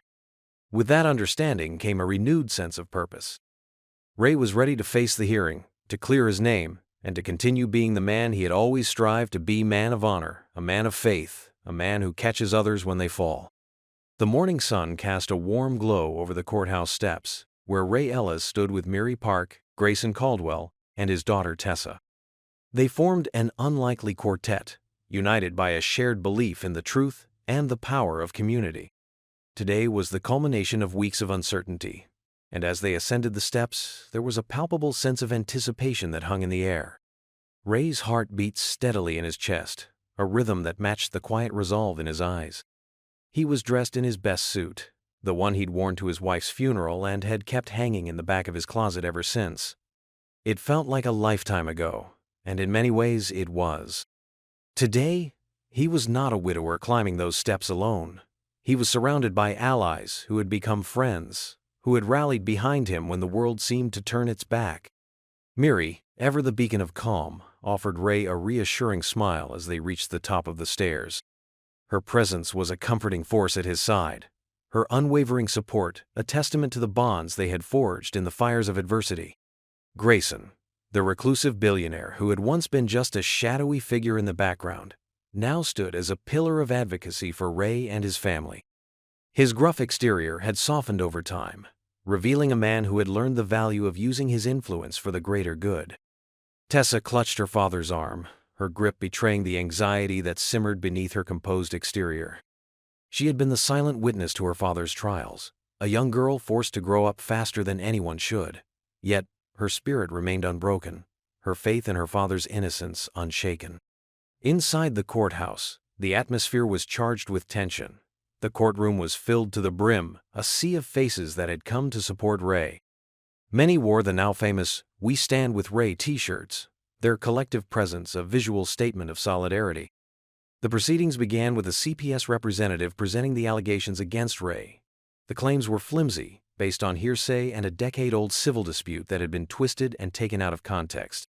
Ray listened, his jaw set, as the representative spun a narrative that bore little resemblance to the truth of his life. But Ray's lawyer, a sharp-minded woman who had taken on his case pro bono at Mary's behest, was ready. She stood, her voice clear and steady as she addressed the judge. "Your Honor," she began, The evidence we present today will not only disprove these allegations, but will also serve to illustrate the character and integrity of Mr. Raymond Ellis. She introduced the raw, uncut footage of the balcony rescue, the video rolling on a screen for all to see. The silence in the courtroom was profound as the true sequence of events unfolded before the judge's eyes. Ray's instant reaction, the pure instinct that drove him to catch Ava Caldwell, and the tender way he calmed the frightened child. Next came the affidavits from Ray's former co-workers, detailing his history as a whistleblower who had risked his job to ensure the safety of others. The testimony painted a picture of a man who had always placed the well-being of his community above his own interests, even when it came at great personal cost. One by one, members of the community took the stand. Mrs. Novak spoke of the countless times she had seen Ray fixing things around the neighborhood without expecting anything in return. Pastor Luis recounted the many quiet acts of service Ray had performed for those in need. Each story wove a thread into the tapestry of Ray's life, a tapestry that depicted a man of unwavering principle and deep faith. As the testimonies drew to a close, the lawyer turned to the judge with a final argument. "Your Honor, the evidence speaks for itself. Mr. Ellis is a dedicated father, a valued member of his community, and a hero in the truest sense of the word. He deserves not only our respect, but also the right to continue providing for his family and serving the students of Jefferson Elementary." The judge, an older woman with sharp eyes that had seen countless cases pass through her courtroom, considered the evidence before her.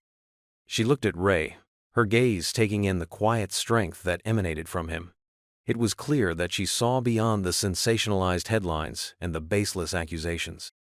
She saw a man whose life was a testament to the values of compassion, hard work, and unwavering love for his daughter.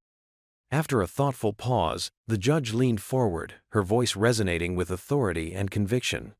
"This court finds no merit in the allegations brought against Mr. Raymond Ellis. The case is dismissed." A collective sigh of relief swept through the courtroom, followed by a surge of applause that filled the space with a sound that was both joyful and triumphant. Ray felt a weight lift from his shoulders, replaced by a sense of gratitude and vindication. He turned to Tessa, whose eyes shone with unshed tears of relief, and pulled her into a tight embrace. Mary and Grayson joined them, their smiles a mirror of the happiness that radiated from Ray's face. It was a moment of pure, unadulterated joy, a moment that confirmed the power of truth and the enduring strength of a community united in support of one of its own. As they stepped outside into the bright morning sunlight, Ray took a deep breath, feeling the fresh air fill his lungs. He looked out at the crowd of supporters, their faces alight with pride and admiration. He knew that this victory was not his alone. It belonged to everyone who had stood by him, who had refused to let injustice prevail. The journey had been long and fraught with challenges, but Ray had emerged stronger, his spirit unbroken and his reputation restored. He had learned that sometimes the act of reaching out for help could be as courageous as catching a child in freefall, and that true strength was found not in isolation, but in the bonds of community and the shared pursuit of justice and dignity. With the court case behind him, Ray could now focus on the future that held the promise of new beginnings and the chance to continue making a difference in the lives of those around him. And as he stood there, surrounded by friends and buoyed by the love of his daughter and the respect of his peers, Ray Ellis knew that no matter what trials lay ahead, he would never again have to face them alone. The steps of the courthouse, once a symbol of uncertainty and fear, now served as a stage for celebration and renewal. And as the group descended, their footsteps light with relief and hope, Ray felt a profound sense of peace. It was a peace born of adversity, nurtured by faith, and realized through the unwavering support of a community that had chosen to stand with him when it mattered most. The evening air was thick with anticipation as people from all corners of the community streamed into the school auditorium. They came in a steady flow, faces etched with curiosity and hope. Parents, teachers, and students mingled with local shopkeepers and neighbors, their murmurs filling the space with a low hum. The auditorium, once home to school plays and choir concerts, now held a different kind of drama that would shape the future of a man who had become a symbol of courage and integrity. Ray Ellis sat on the stage, his hands folded in his lap, his posture straight but his heart a drumbeat of nerves. Beside him, Mary Park offered a small, reassuring smile that did more to calm him than any words could. Tessa, his daughter, sat in the front row, her eyes locked on her father, her hands clasped tightly together as if in prayer. The school board members filed in, taking their seats at the long table that had been set up on the stage. Principal Danvers called the meeting to order, his voice echoing through the microphone. He introduced the purpose of the gathering: to review the findings of the external investigation into Ray's actions and to make a decision regarding his employment at Jefferson Elementary. The lights dimmed, and a projector whirred to life. The screen flickered before revealing the image of the school's gym balcony. The video began to play, capturing the moment that had set so much into motion.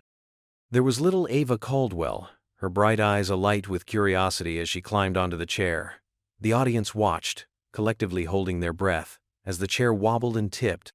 Then, Ray appeared, a blur of motion as he sprinted across the gym floor. The crowd gasped, just as they had in real life, as he leaped and caught Ava mid-air, his strong arm cradling her as he braced against the wall. The video showed it all: the raw instinct, the tenderness with which he calmed the frightened child, and the heartfelt gratitude of Grayson Caldwell, who stepped from the shadows with his phone still in hand. The room was silent when the video ended, the weight of the truth settling over everyone. Grayson Caldwell rose from his seat in the audience and approached the stage. He was a man who commanded attention without effort, his presence felt by all. But tonight, he stood not as a billionaire or a titan of industry, but as a father, as a man humbled by the actions of another. He took the microphone, his gaze sweeping over the board members before settling on Ray. "I come before you tonight not just as Ava's father, but as someone who has been given a second chance to see what truly matters," Grayson began, his voice steady and clear. "When I watched that video, I saw more than just a man catching a child. I saw compassion, I saw selflessness, and I saw the kind of heroism that doesn't seek the spotlight." Grayson paused, a vulnerability shining in his eyes that few had ever witnessed. "I want to apologize to Ray, to this community, for not standing up sooner. For not making it clear from the start that Ray is the reason my daughter is safe. I let my own fears and doubts get in the way. And for that, I am truly sorry." The audience listened, rapt, as Grayson spoke with a sincerity that resonated in the quiet room. "I've learned that wealth isn't just about money or influence. It's about people like Ray who show us that true riches come from the heart. I am here to ask no, to insist that we do right by this man. He deserves nothing less than our respect, our gratitude, and our full support." With that, Grayson stepped back, ceding the floor to the board members. They exchanged glances, the gravity of the situation reflected in their eyes. One by one, they voted. The word "I" echoed through the room, each affirmation a nail in the coffin of injustice. The vote was unanimous. Ray Ellis would be reinstated as the school janitor, with full back pay for the time he had been wrongfully suspended. The formality of the vote seemed almost trivial compared to the outpouring of support that followed. The crowd erupted in applause, a cacophony of clapping and cheers that filled the auditorium with a palpable sense of joy and relief. Ray stood, his eyes shining with unshed tears as he shook the superintendent's hand. Miri was at his side in an instant, her own eyes bright with happiness. Tessa rushed to the stage, throwing her arms around her father in a fierce embrace. The audience rose to their feet, a standing ovation that spoke volumes of the community's love and respect for Ray Ellis. He was more than a janitor, he was a beacon of hope, a testament to the power of faith and the resilience of the human spirit. As the applause continued to thunder through the room, Ray stepped forward, his hand raised in a gesture of thanks. The crowd slowly quieted, eager to hear from the man who had captured their hearts. "I don't have much to say," Ray began, his voice thick with emotion. "Except, thank you. Thank you for seeing me, for standing with me, and for reminding me that no matter how tough things get, we're never truly alone. This isn't just about me. It's about all of us, about the kind of community we want to be. A place where we catch each other when we fall, where we lift each other up, and where we recognize that every single person has value and worth." He paused, looking out at the sea of faces, each one a story, each one a part of the tapestry that made up their town. I'm grateful for the chance to continue serving you all, to keep making this school a safe and welcoming place for our kids. And I promise you, I'll keep doing my best, one day at a time." With a final nod of gratitude, Ray stepped back, his family and friends surrounding him in a warm, comforting embrace. The meeting adjourned, but the spirit of the evening lingered, a tangible force that would ripple through the halls of Jefferson Elementary and the hearts of all who had been touched by Ray's story. As the auditorium emptied, people lingered, sharing hugs and words of encouragement, their faces aglow with the shared triumph of the night. Ray Ellis, the quiet janitor with a heart of gold, had been vindicated, and in the process, he had reminded them all of the extraordinary power of ordinary kindness. The next day, the sun poured through the floor-to-ceiling windows of Grayson Caldwell's office, casting a warm glow over the sleek, modern furniture. Ray Ellis sat across from Grayson, the weight of the previous night's events still fresh in his mind. "Ray," Grayson began, his voice steady but carrying an undercurrent of excitement. "I've been thinking a lot about what happened yesterday, about the gala, and about the kind of change we want to see in our schools." Ray listened, his hands folded neatly on his lap, his gaze steady on Grayson's face. He had come to the office expecting more discussions about the fundraiser's success, perhaps some further planning for the safety upgrades. Grayson leaned forward, his eyes locked onto Ray's. "I want to create a new position within the Caldwell Foundation. It's called the Facilities Safety Fellowship, and I want you to be its director." Ray's eyebrows shot up in surprise. Director? The word felt foreign to him, a title he had never aspired to, never even considered. He was a janitor, a man who took pride in the tangible results of his labor-clean floors, fixed windows, safe school environments. "The fellowship would be about more than just safety," Grayson continued, sensing Ray's hesitation. "It would be about empowering custodial staff across the district with the training and resources they need to prevent accidents and to respond effectively when they do occur." Ray's mind raced. He thought of the countless times he had patched up unsafe conditions with little more than duct tape and ingenuity. He remembered the pride he felt when the school board had finally listened, when they had agreed to make the necessary changes. "You have a gift, Ray," Grayson said, his tone sincere. "You saw a problem and you took action. You didn't wait for permission or protocol. You acted because it was the right thing to do." Ray thought of Ava's terrified face as she tumbled from the balcony, of the split-second decision that had changed everything. He thought of Tessa, of her dreams, and the stability he so desperately wanted to provide for her. "But this isn't just about safety," Grayson added, leaning back in his chair. "It's about recognizing the value of every person in our schools, from the top down.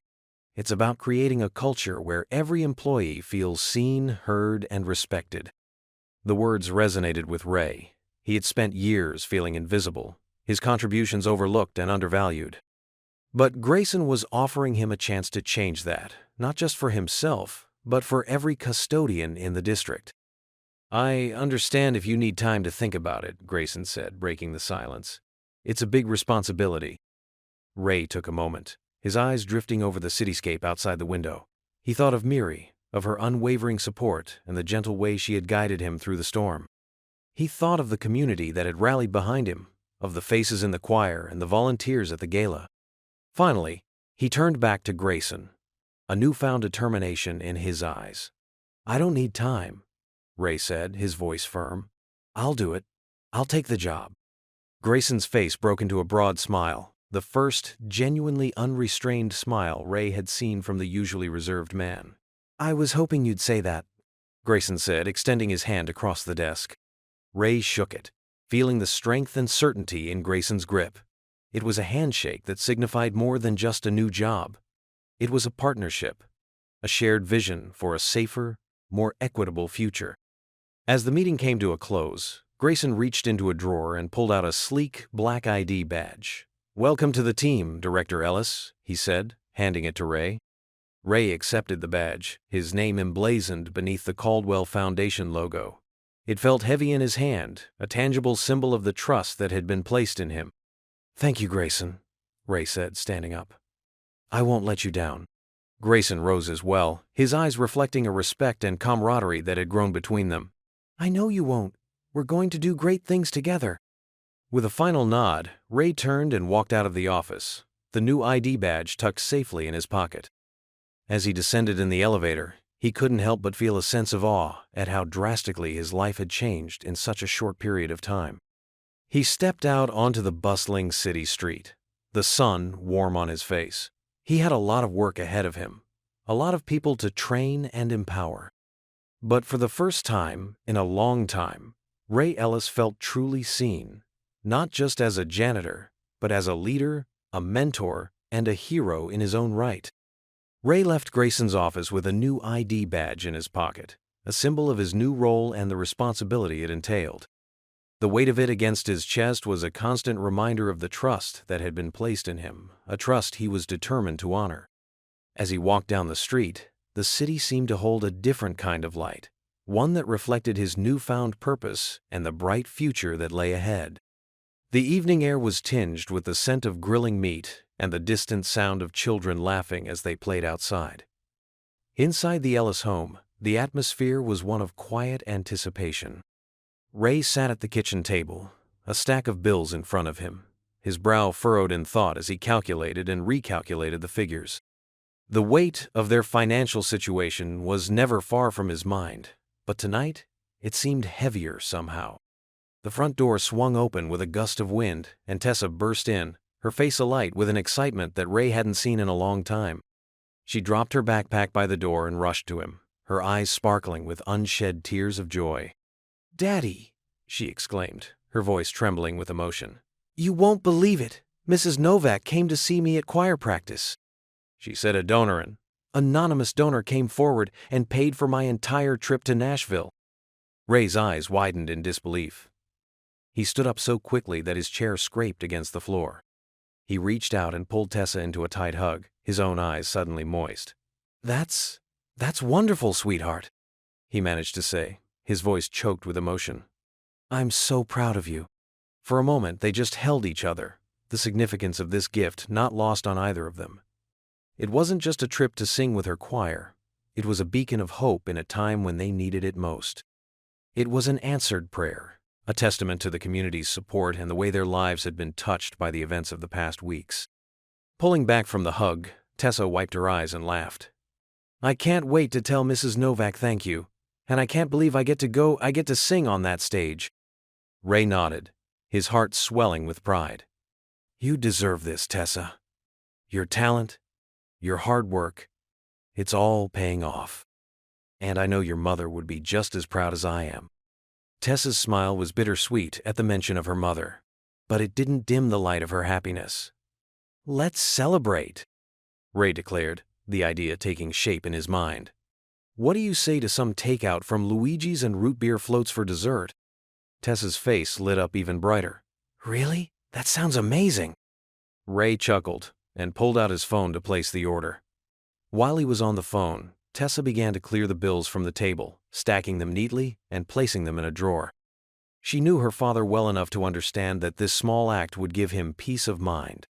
As they waited for their food to arrive, they sat together at the table, Tessa chattering excitedly about the trip and all the songs she wanted to sing, while Ray listened with a contented smile on his face. He marveled at her resilience, her ability to find joy even in the midst of uncertainty. When the doorbell rang, Tessa sprang up to answer it. She returned with 2 large pizza boxes and a bag of garlic knots, the delicious aroma filling the house. They said grace together, giving thanks for their blessings, before digging into the meal. The conversation flowed easily between them as they ate, a mix of laughter and serious discussion about the future. Ray talked about the new fellowship position Grayson had offered him and how it could change their lives for the better. Tessa listened intently, her eyes shining with admiration for her father. As they finished their meal, Ray stood up and retrieved 2 tall glasses from the cabinet. He filled them with vanilla ice cream and poured in a generous amount of root beer, creating the perfect floats. Handing one to Tessa, he raised his own glass in a toast. "To answered prayers," he said, his voice steady and full of gratitude, "in God's time." Tessa lifted her glass to clink against her father's. "To answered prayers," she echoed, her eyes locked on his. They sipped their floats, the sweet, fizzy drink bubbling over the rim of the glasses and down their fingers. It was a simple celebration, but it was filled with the kind of joy that only comes from overcoming adversity and finding light in the darkness. As the evening wore on, they cleaned up together, stacking dishes in the sink and wiping down the table. Tessa hummed a tune from the choir's repertoire, and Ray found himself humming along, the melody weaving through the room and wrapping around them like a warm embrace. When it was time for bed, Tessa gave her father an extra long hug. "Thank you, Daddy," she whispered, "for everything." Ray kissed the top of her head, breathing in the scent of her hair. "Always, Tessa. I love you more than the stars in the sky." After Tessa had gone to her room, Ray sat alone in the quiet kitchen, the hum of the refrigerator and the soft ticking of the clock on the wall the only sounds. He thought about the road they had traveled, the trials they had faced, and the blessings they had received. He thought about Grayson and Miri, and all the people who had rallied around them in their time of need. With a sigh of contentment, Ray bowed his head in prayer. He thanked God for his provision, for the strength and courage he had given them, and for the love that surrounded them, stronger than any challenge they might face. And as he climbed into bed later that night, Ray felt a sense of peace he hadn't known in a long time. The road ahead was still uncertain, but he knew they wouldn't have to walk it alone. With faith, family, and the support of their community, they would face whatever came their way, together. The scene ended with Ray turning off the bedside lamp, the soft glow of the moonlight streaming through the window and casting a gentle light over his sleeping daughter's face. In that moment, he knew that no matter what, they were blessed. 1 month later, the gymnasium of Jefferson Elementary buzzed with anticipation. The floors, once scuffed and worn, gleamed under the new lights. Safety railings, freshly installed, lined the balcony where parents and guests sat waiting. The entire community had come together to make this night special, to honor the man whose actions had sparked a movement of safety and unity. The choir stood on the risers, their faces alight with excitement. Tessa, in the center, adjusted her gown nervously. Her eyes scanned the crowd until they landed on her father Ray, sitting near the front. He gave her a reassuring nod. Next to him, Mrs. Novak sat poised at the piano, her hands resting gently on the keys. As the lights dimmed, a hush fell over the audience. With a deep breath, Tessa raised her hands, signaling the choir to begin. The first notes of the medley filled the room, a blend of hymns and songs of hope that resonated with the hearts of everyone present. Tessa's voice soared above the rest, clear and strong.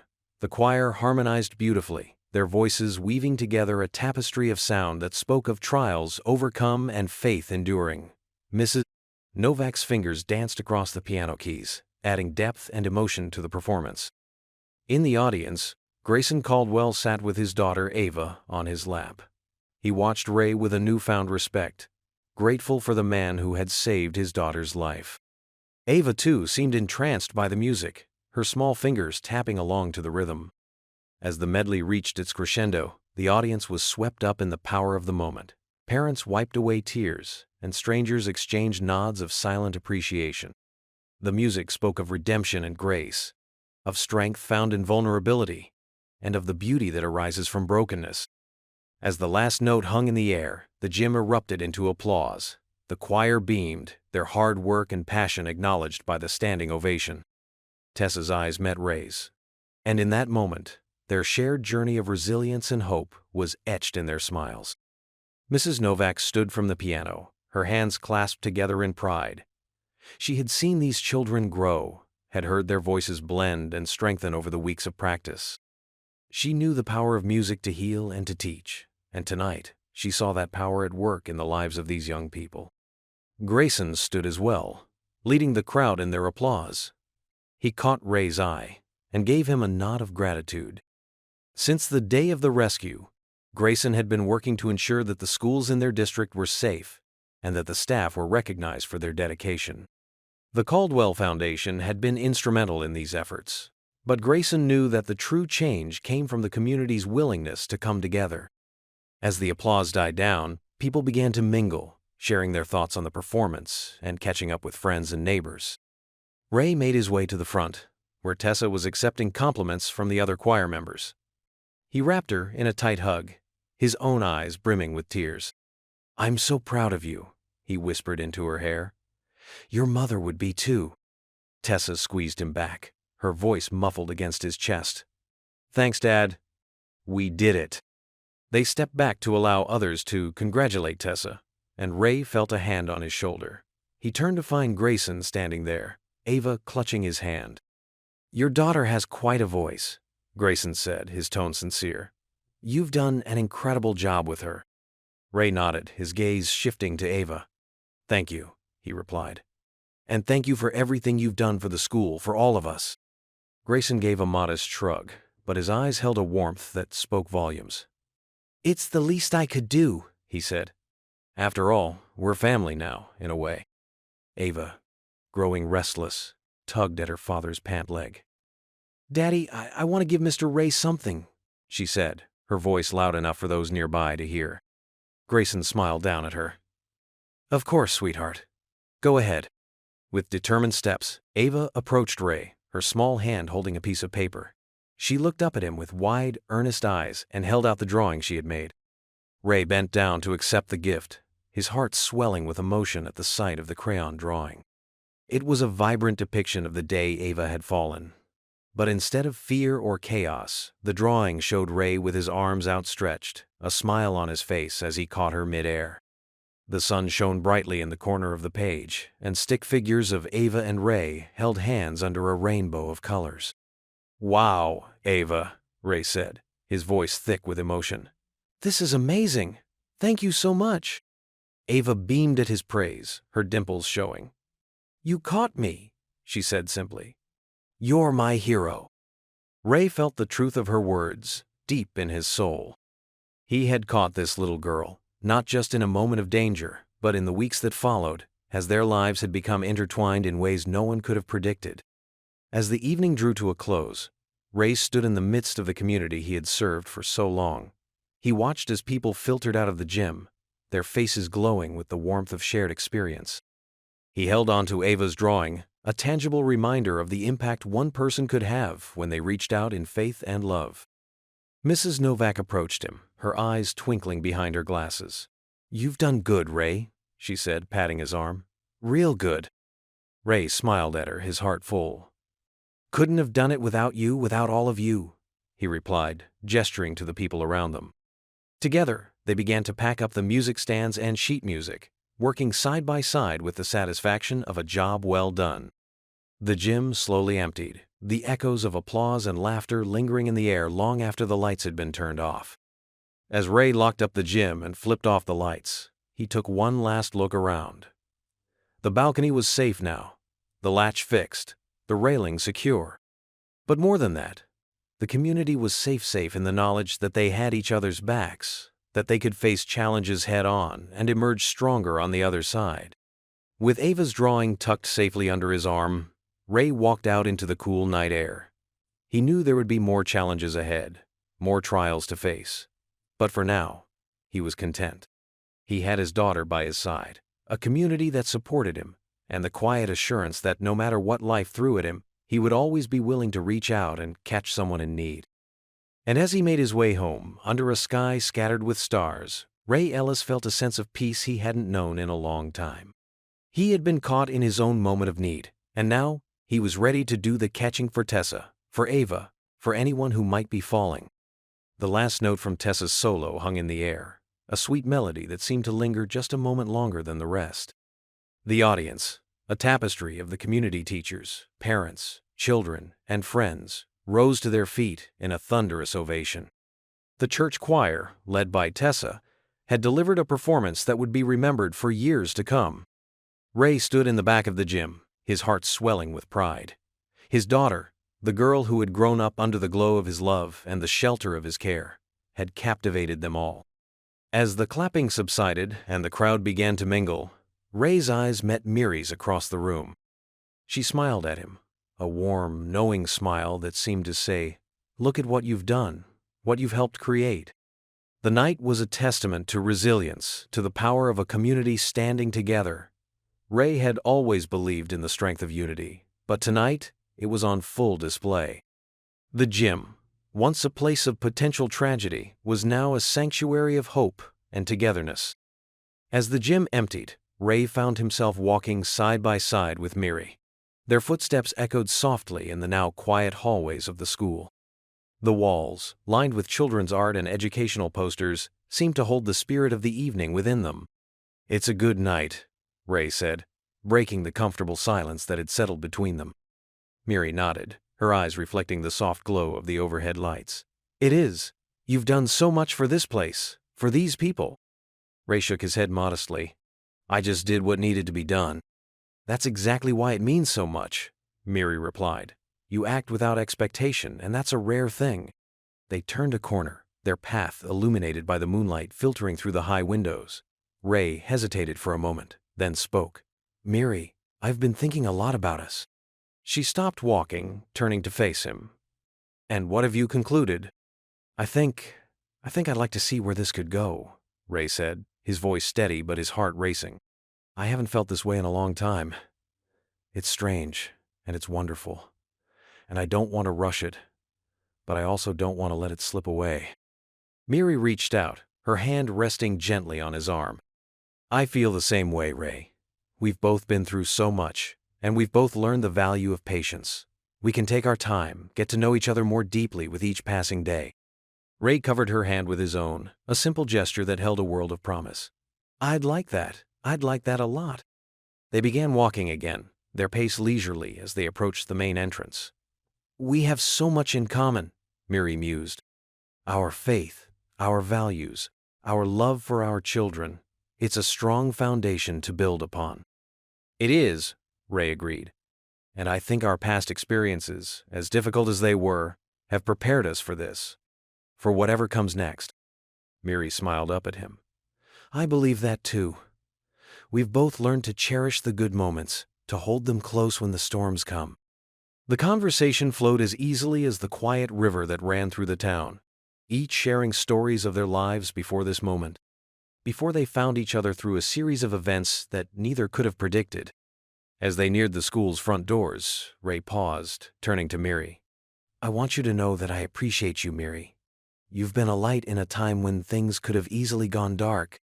And you've inspired me, Ray," Miri said, her voice soft and sincere. "Your courage, your grace under pressure, it's reminded me that there are still true heroes in this world." They stood there for a moment, the weight of their shared gratitude hanging in the air between them. It was a gratitude that extended beyond their growing affection for one another, encompassing the entire community that had rallied around them. With a gentle squeeze of his hand, Miri signaled that it was time to part ways for the evening. "I'll see you soon, Ray." "Tomorrow," he confirmed, the word hanging between them like a promise. Miri nodded, then turned to walk out into the cool night air. Ray watched her go, a sense of peace settling over him. He knew they were both ready to face whatever the future held. Together. As he locked up the school and pocketed the keys, he couldn't help but feel a profound sense of thankfulness. The night was still young, and there was much to look forward to. With a smile on his face and hope in his heart, Ray Ellis headed home, ready to embrace the next chapter of his life. The afternoon sun filtered through the high windows of Jefferson Elementary's gymnasium, casting a warm glow over the small gathering. Ray Ellis stood beside a group of eager-faced students, their eyes alight with anticipation. In front of them, secured to the wall near the repaired balcony, was a newly installed plaque that gleamed under the soft light. It bore an inscription that Ray had chosen with care. "Safety is love in action." The students, along with teachers and a few parents, had come together to honor the place where a moment of danger had turned into a symbol of hope and community. Ray had been asked to say a few words, and as he looked out at the faces before him, he felt a sense of humble pride. Ray cleared his throat, his hands resting lightly on the shoulders of two young students who had been part of the safety committee. He spoke with a steady voice, one that carried the weight of his experiences and the wisdom of his years. "Some of you might remember a day not too long ago when this very balcony was the scene of a pretty scary moment," he began, his gaze sweeping over the crowd. "A little girl, not much older than you two," he said, giving the students beside him a gentle squeeze, "climbed up onto a chair and almost fell. But she didn't fall. She was caught." He paused, letting the memory settle in the silence. "I was just in the right place at the right time. But what happened after, that was something special. This community, all of you caught each other. You caught me too. Ray's eyes met those of the principal, the teachers, and the parents. He saw in them the same spirit of care and concern that had enveloped him and Tessa in their time of need. This plaque isn't just about fixing a balcony or making sure our school is safe. It's a reminder that every day we have the chance to catch someone, to look out for them, to love them in action, not just in words. A murmur of agreement rippled through the crowd. Ray continued, his voice steady and sure. We all fall, in one way or another. Sometimes we fall into trouble, or sadness, or fear. And sometimes, we're the ones who get to reach out and catch someone else. That's what this plaque means to me, that we're all in this together, catching each other, time and time again.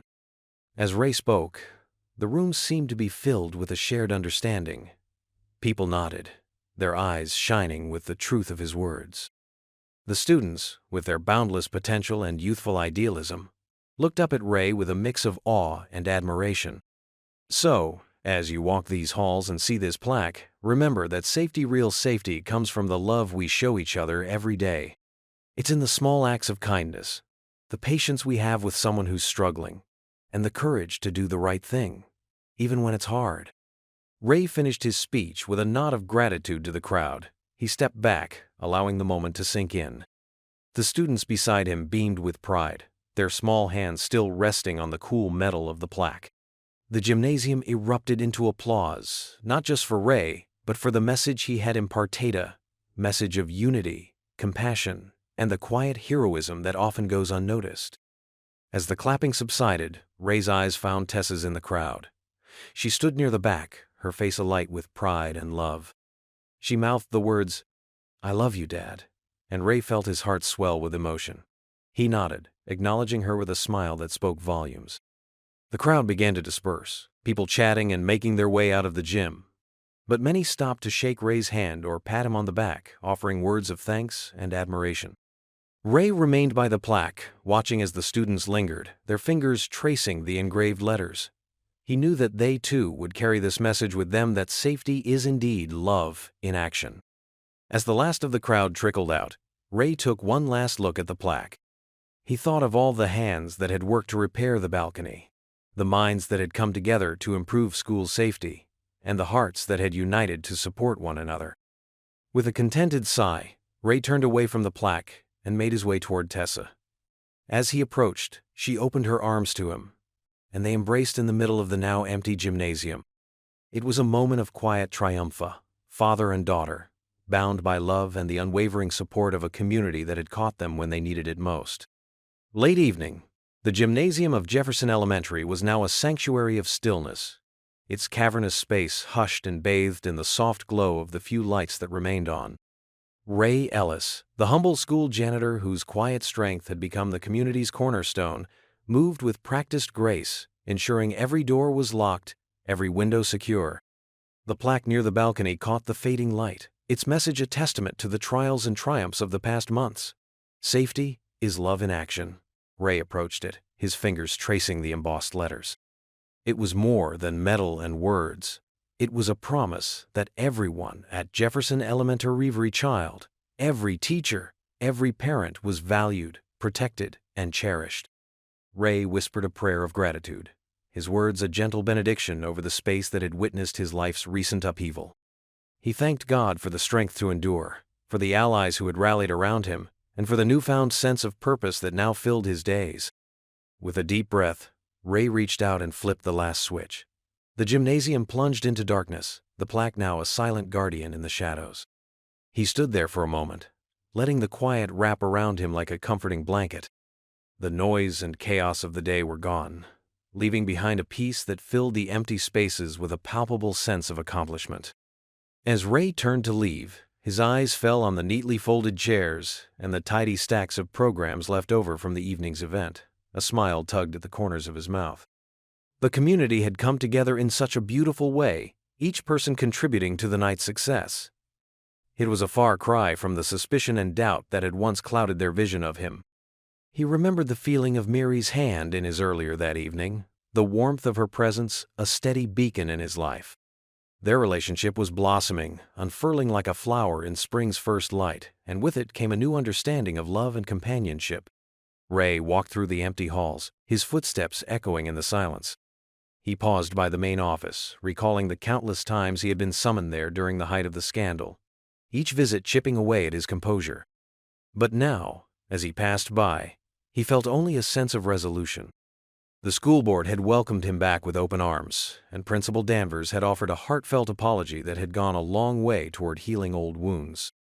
The janitor's closet, once his solitary refuge, was now a place of pride. Ray ran his hand over the new tools and supplies that had been generously donated for the school's upkeep. His role as the director of the new facilities safety fellowship meant that he could ensure every school in the district was as safe as Jefferson Elementary. As Ray made his way to the front entrance, he passed the choir room. Tessa's voice, strong and clear, echoed in his memory.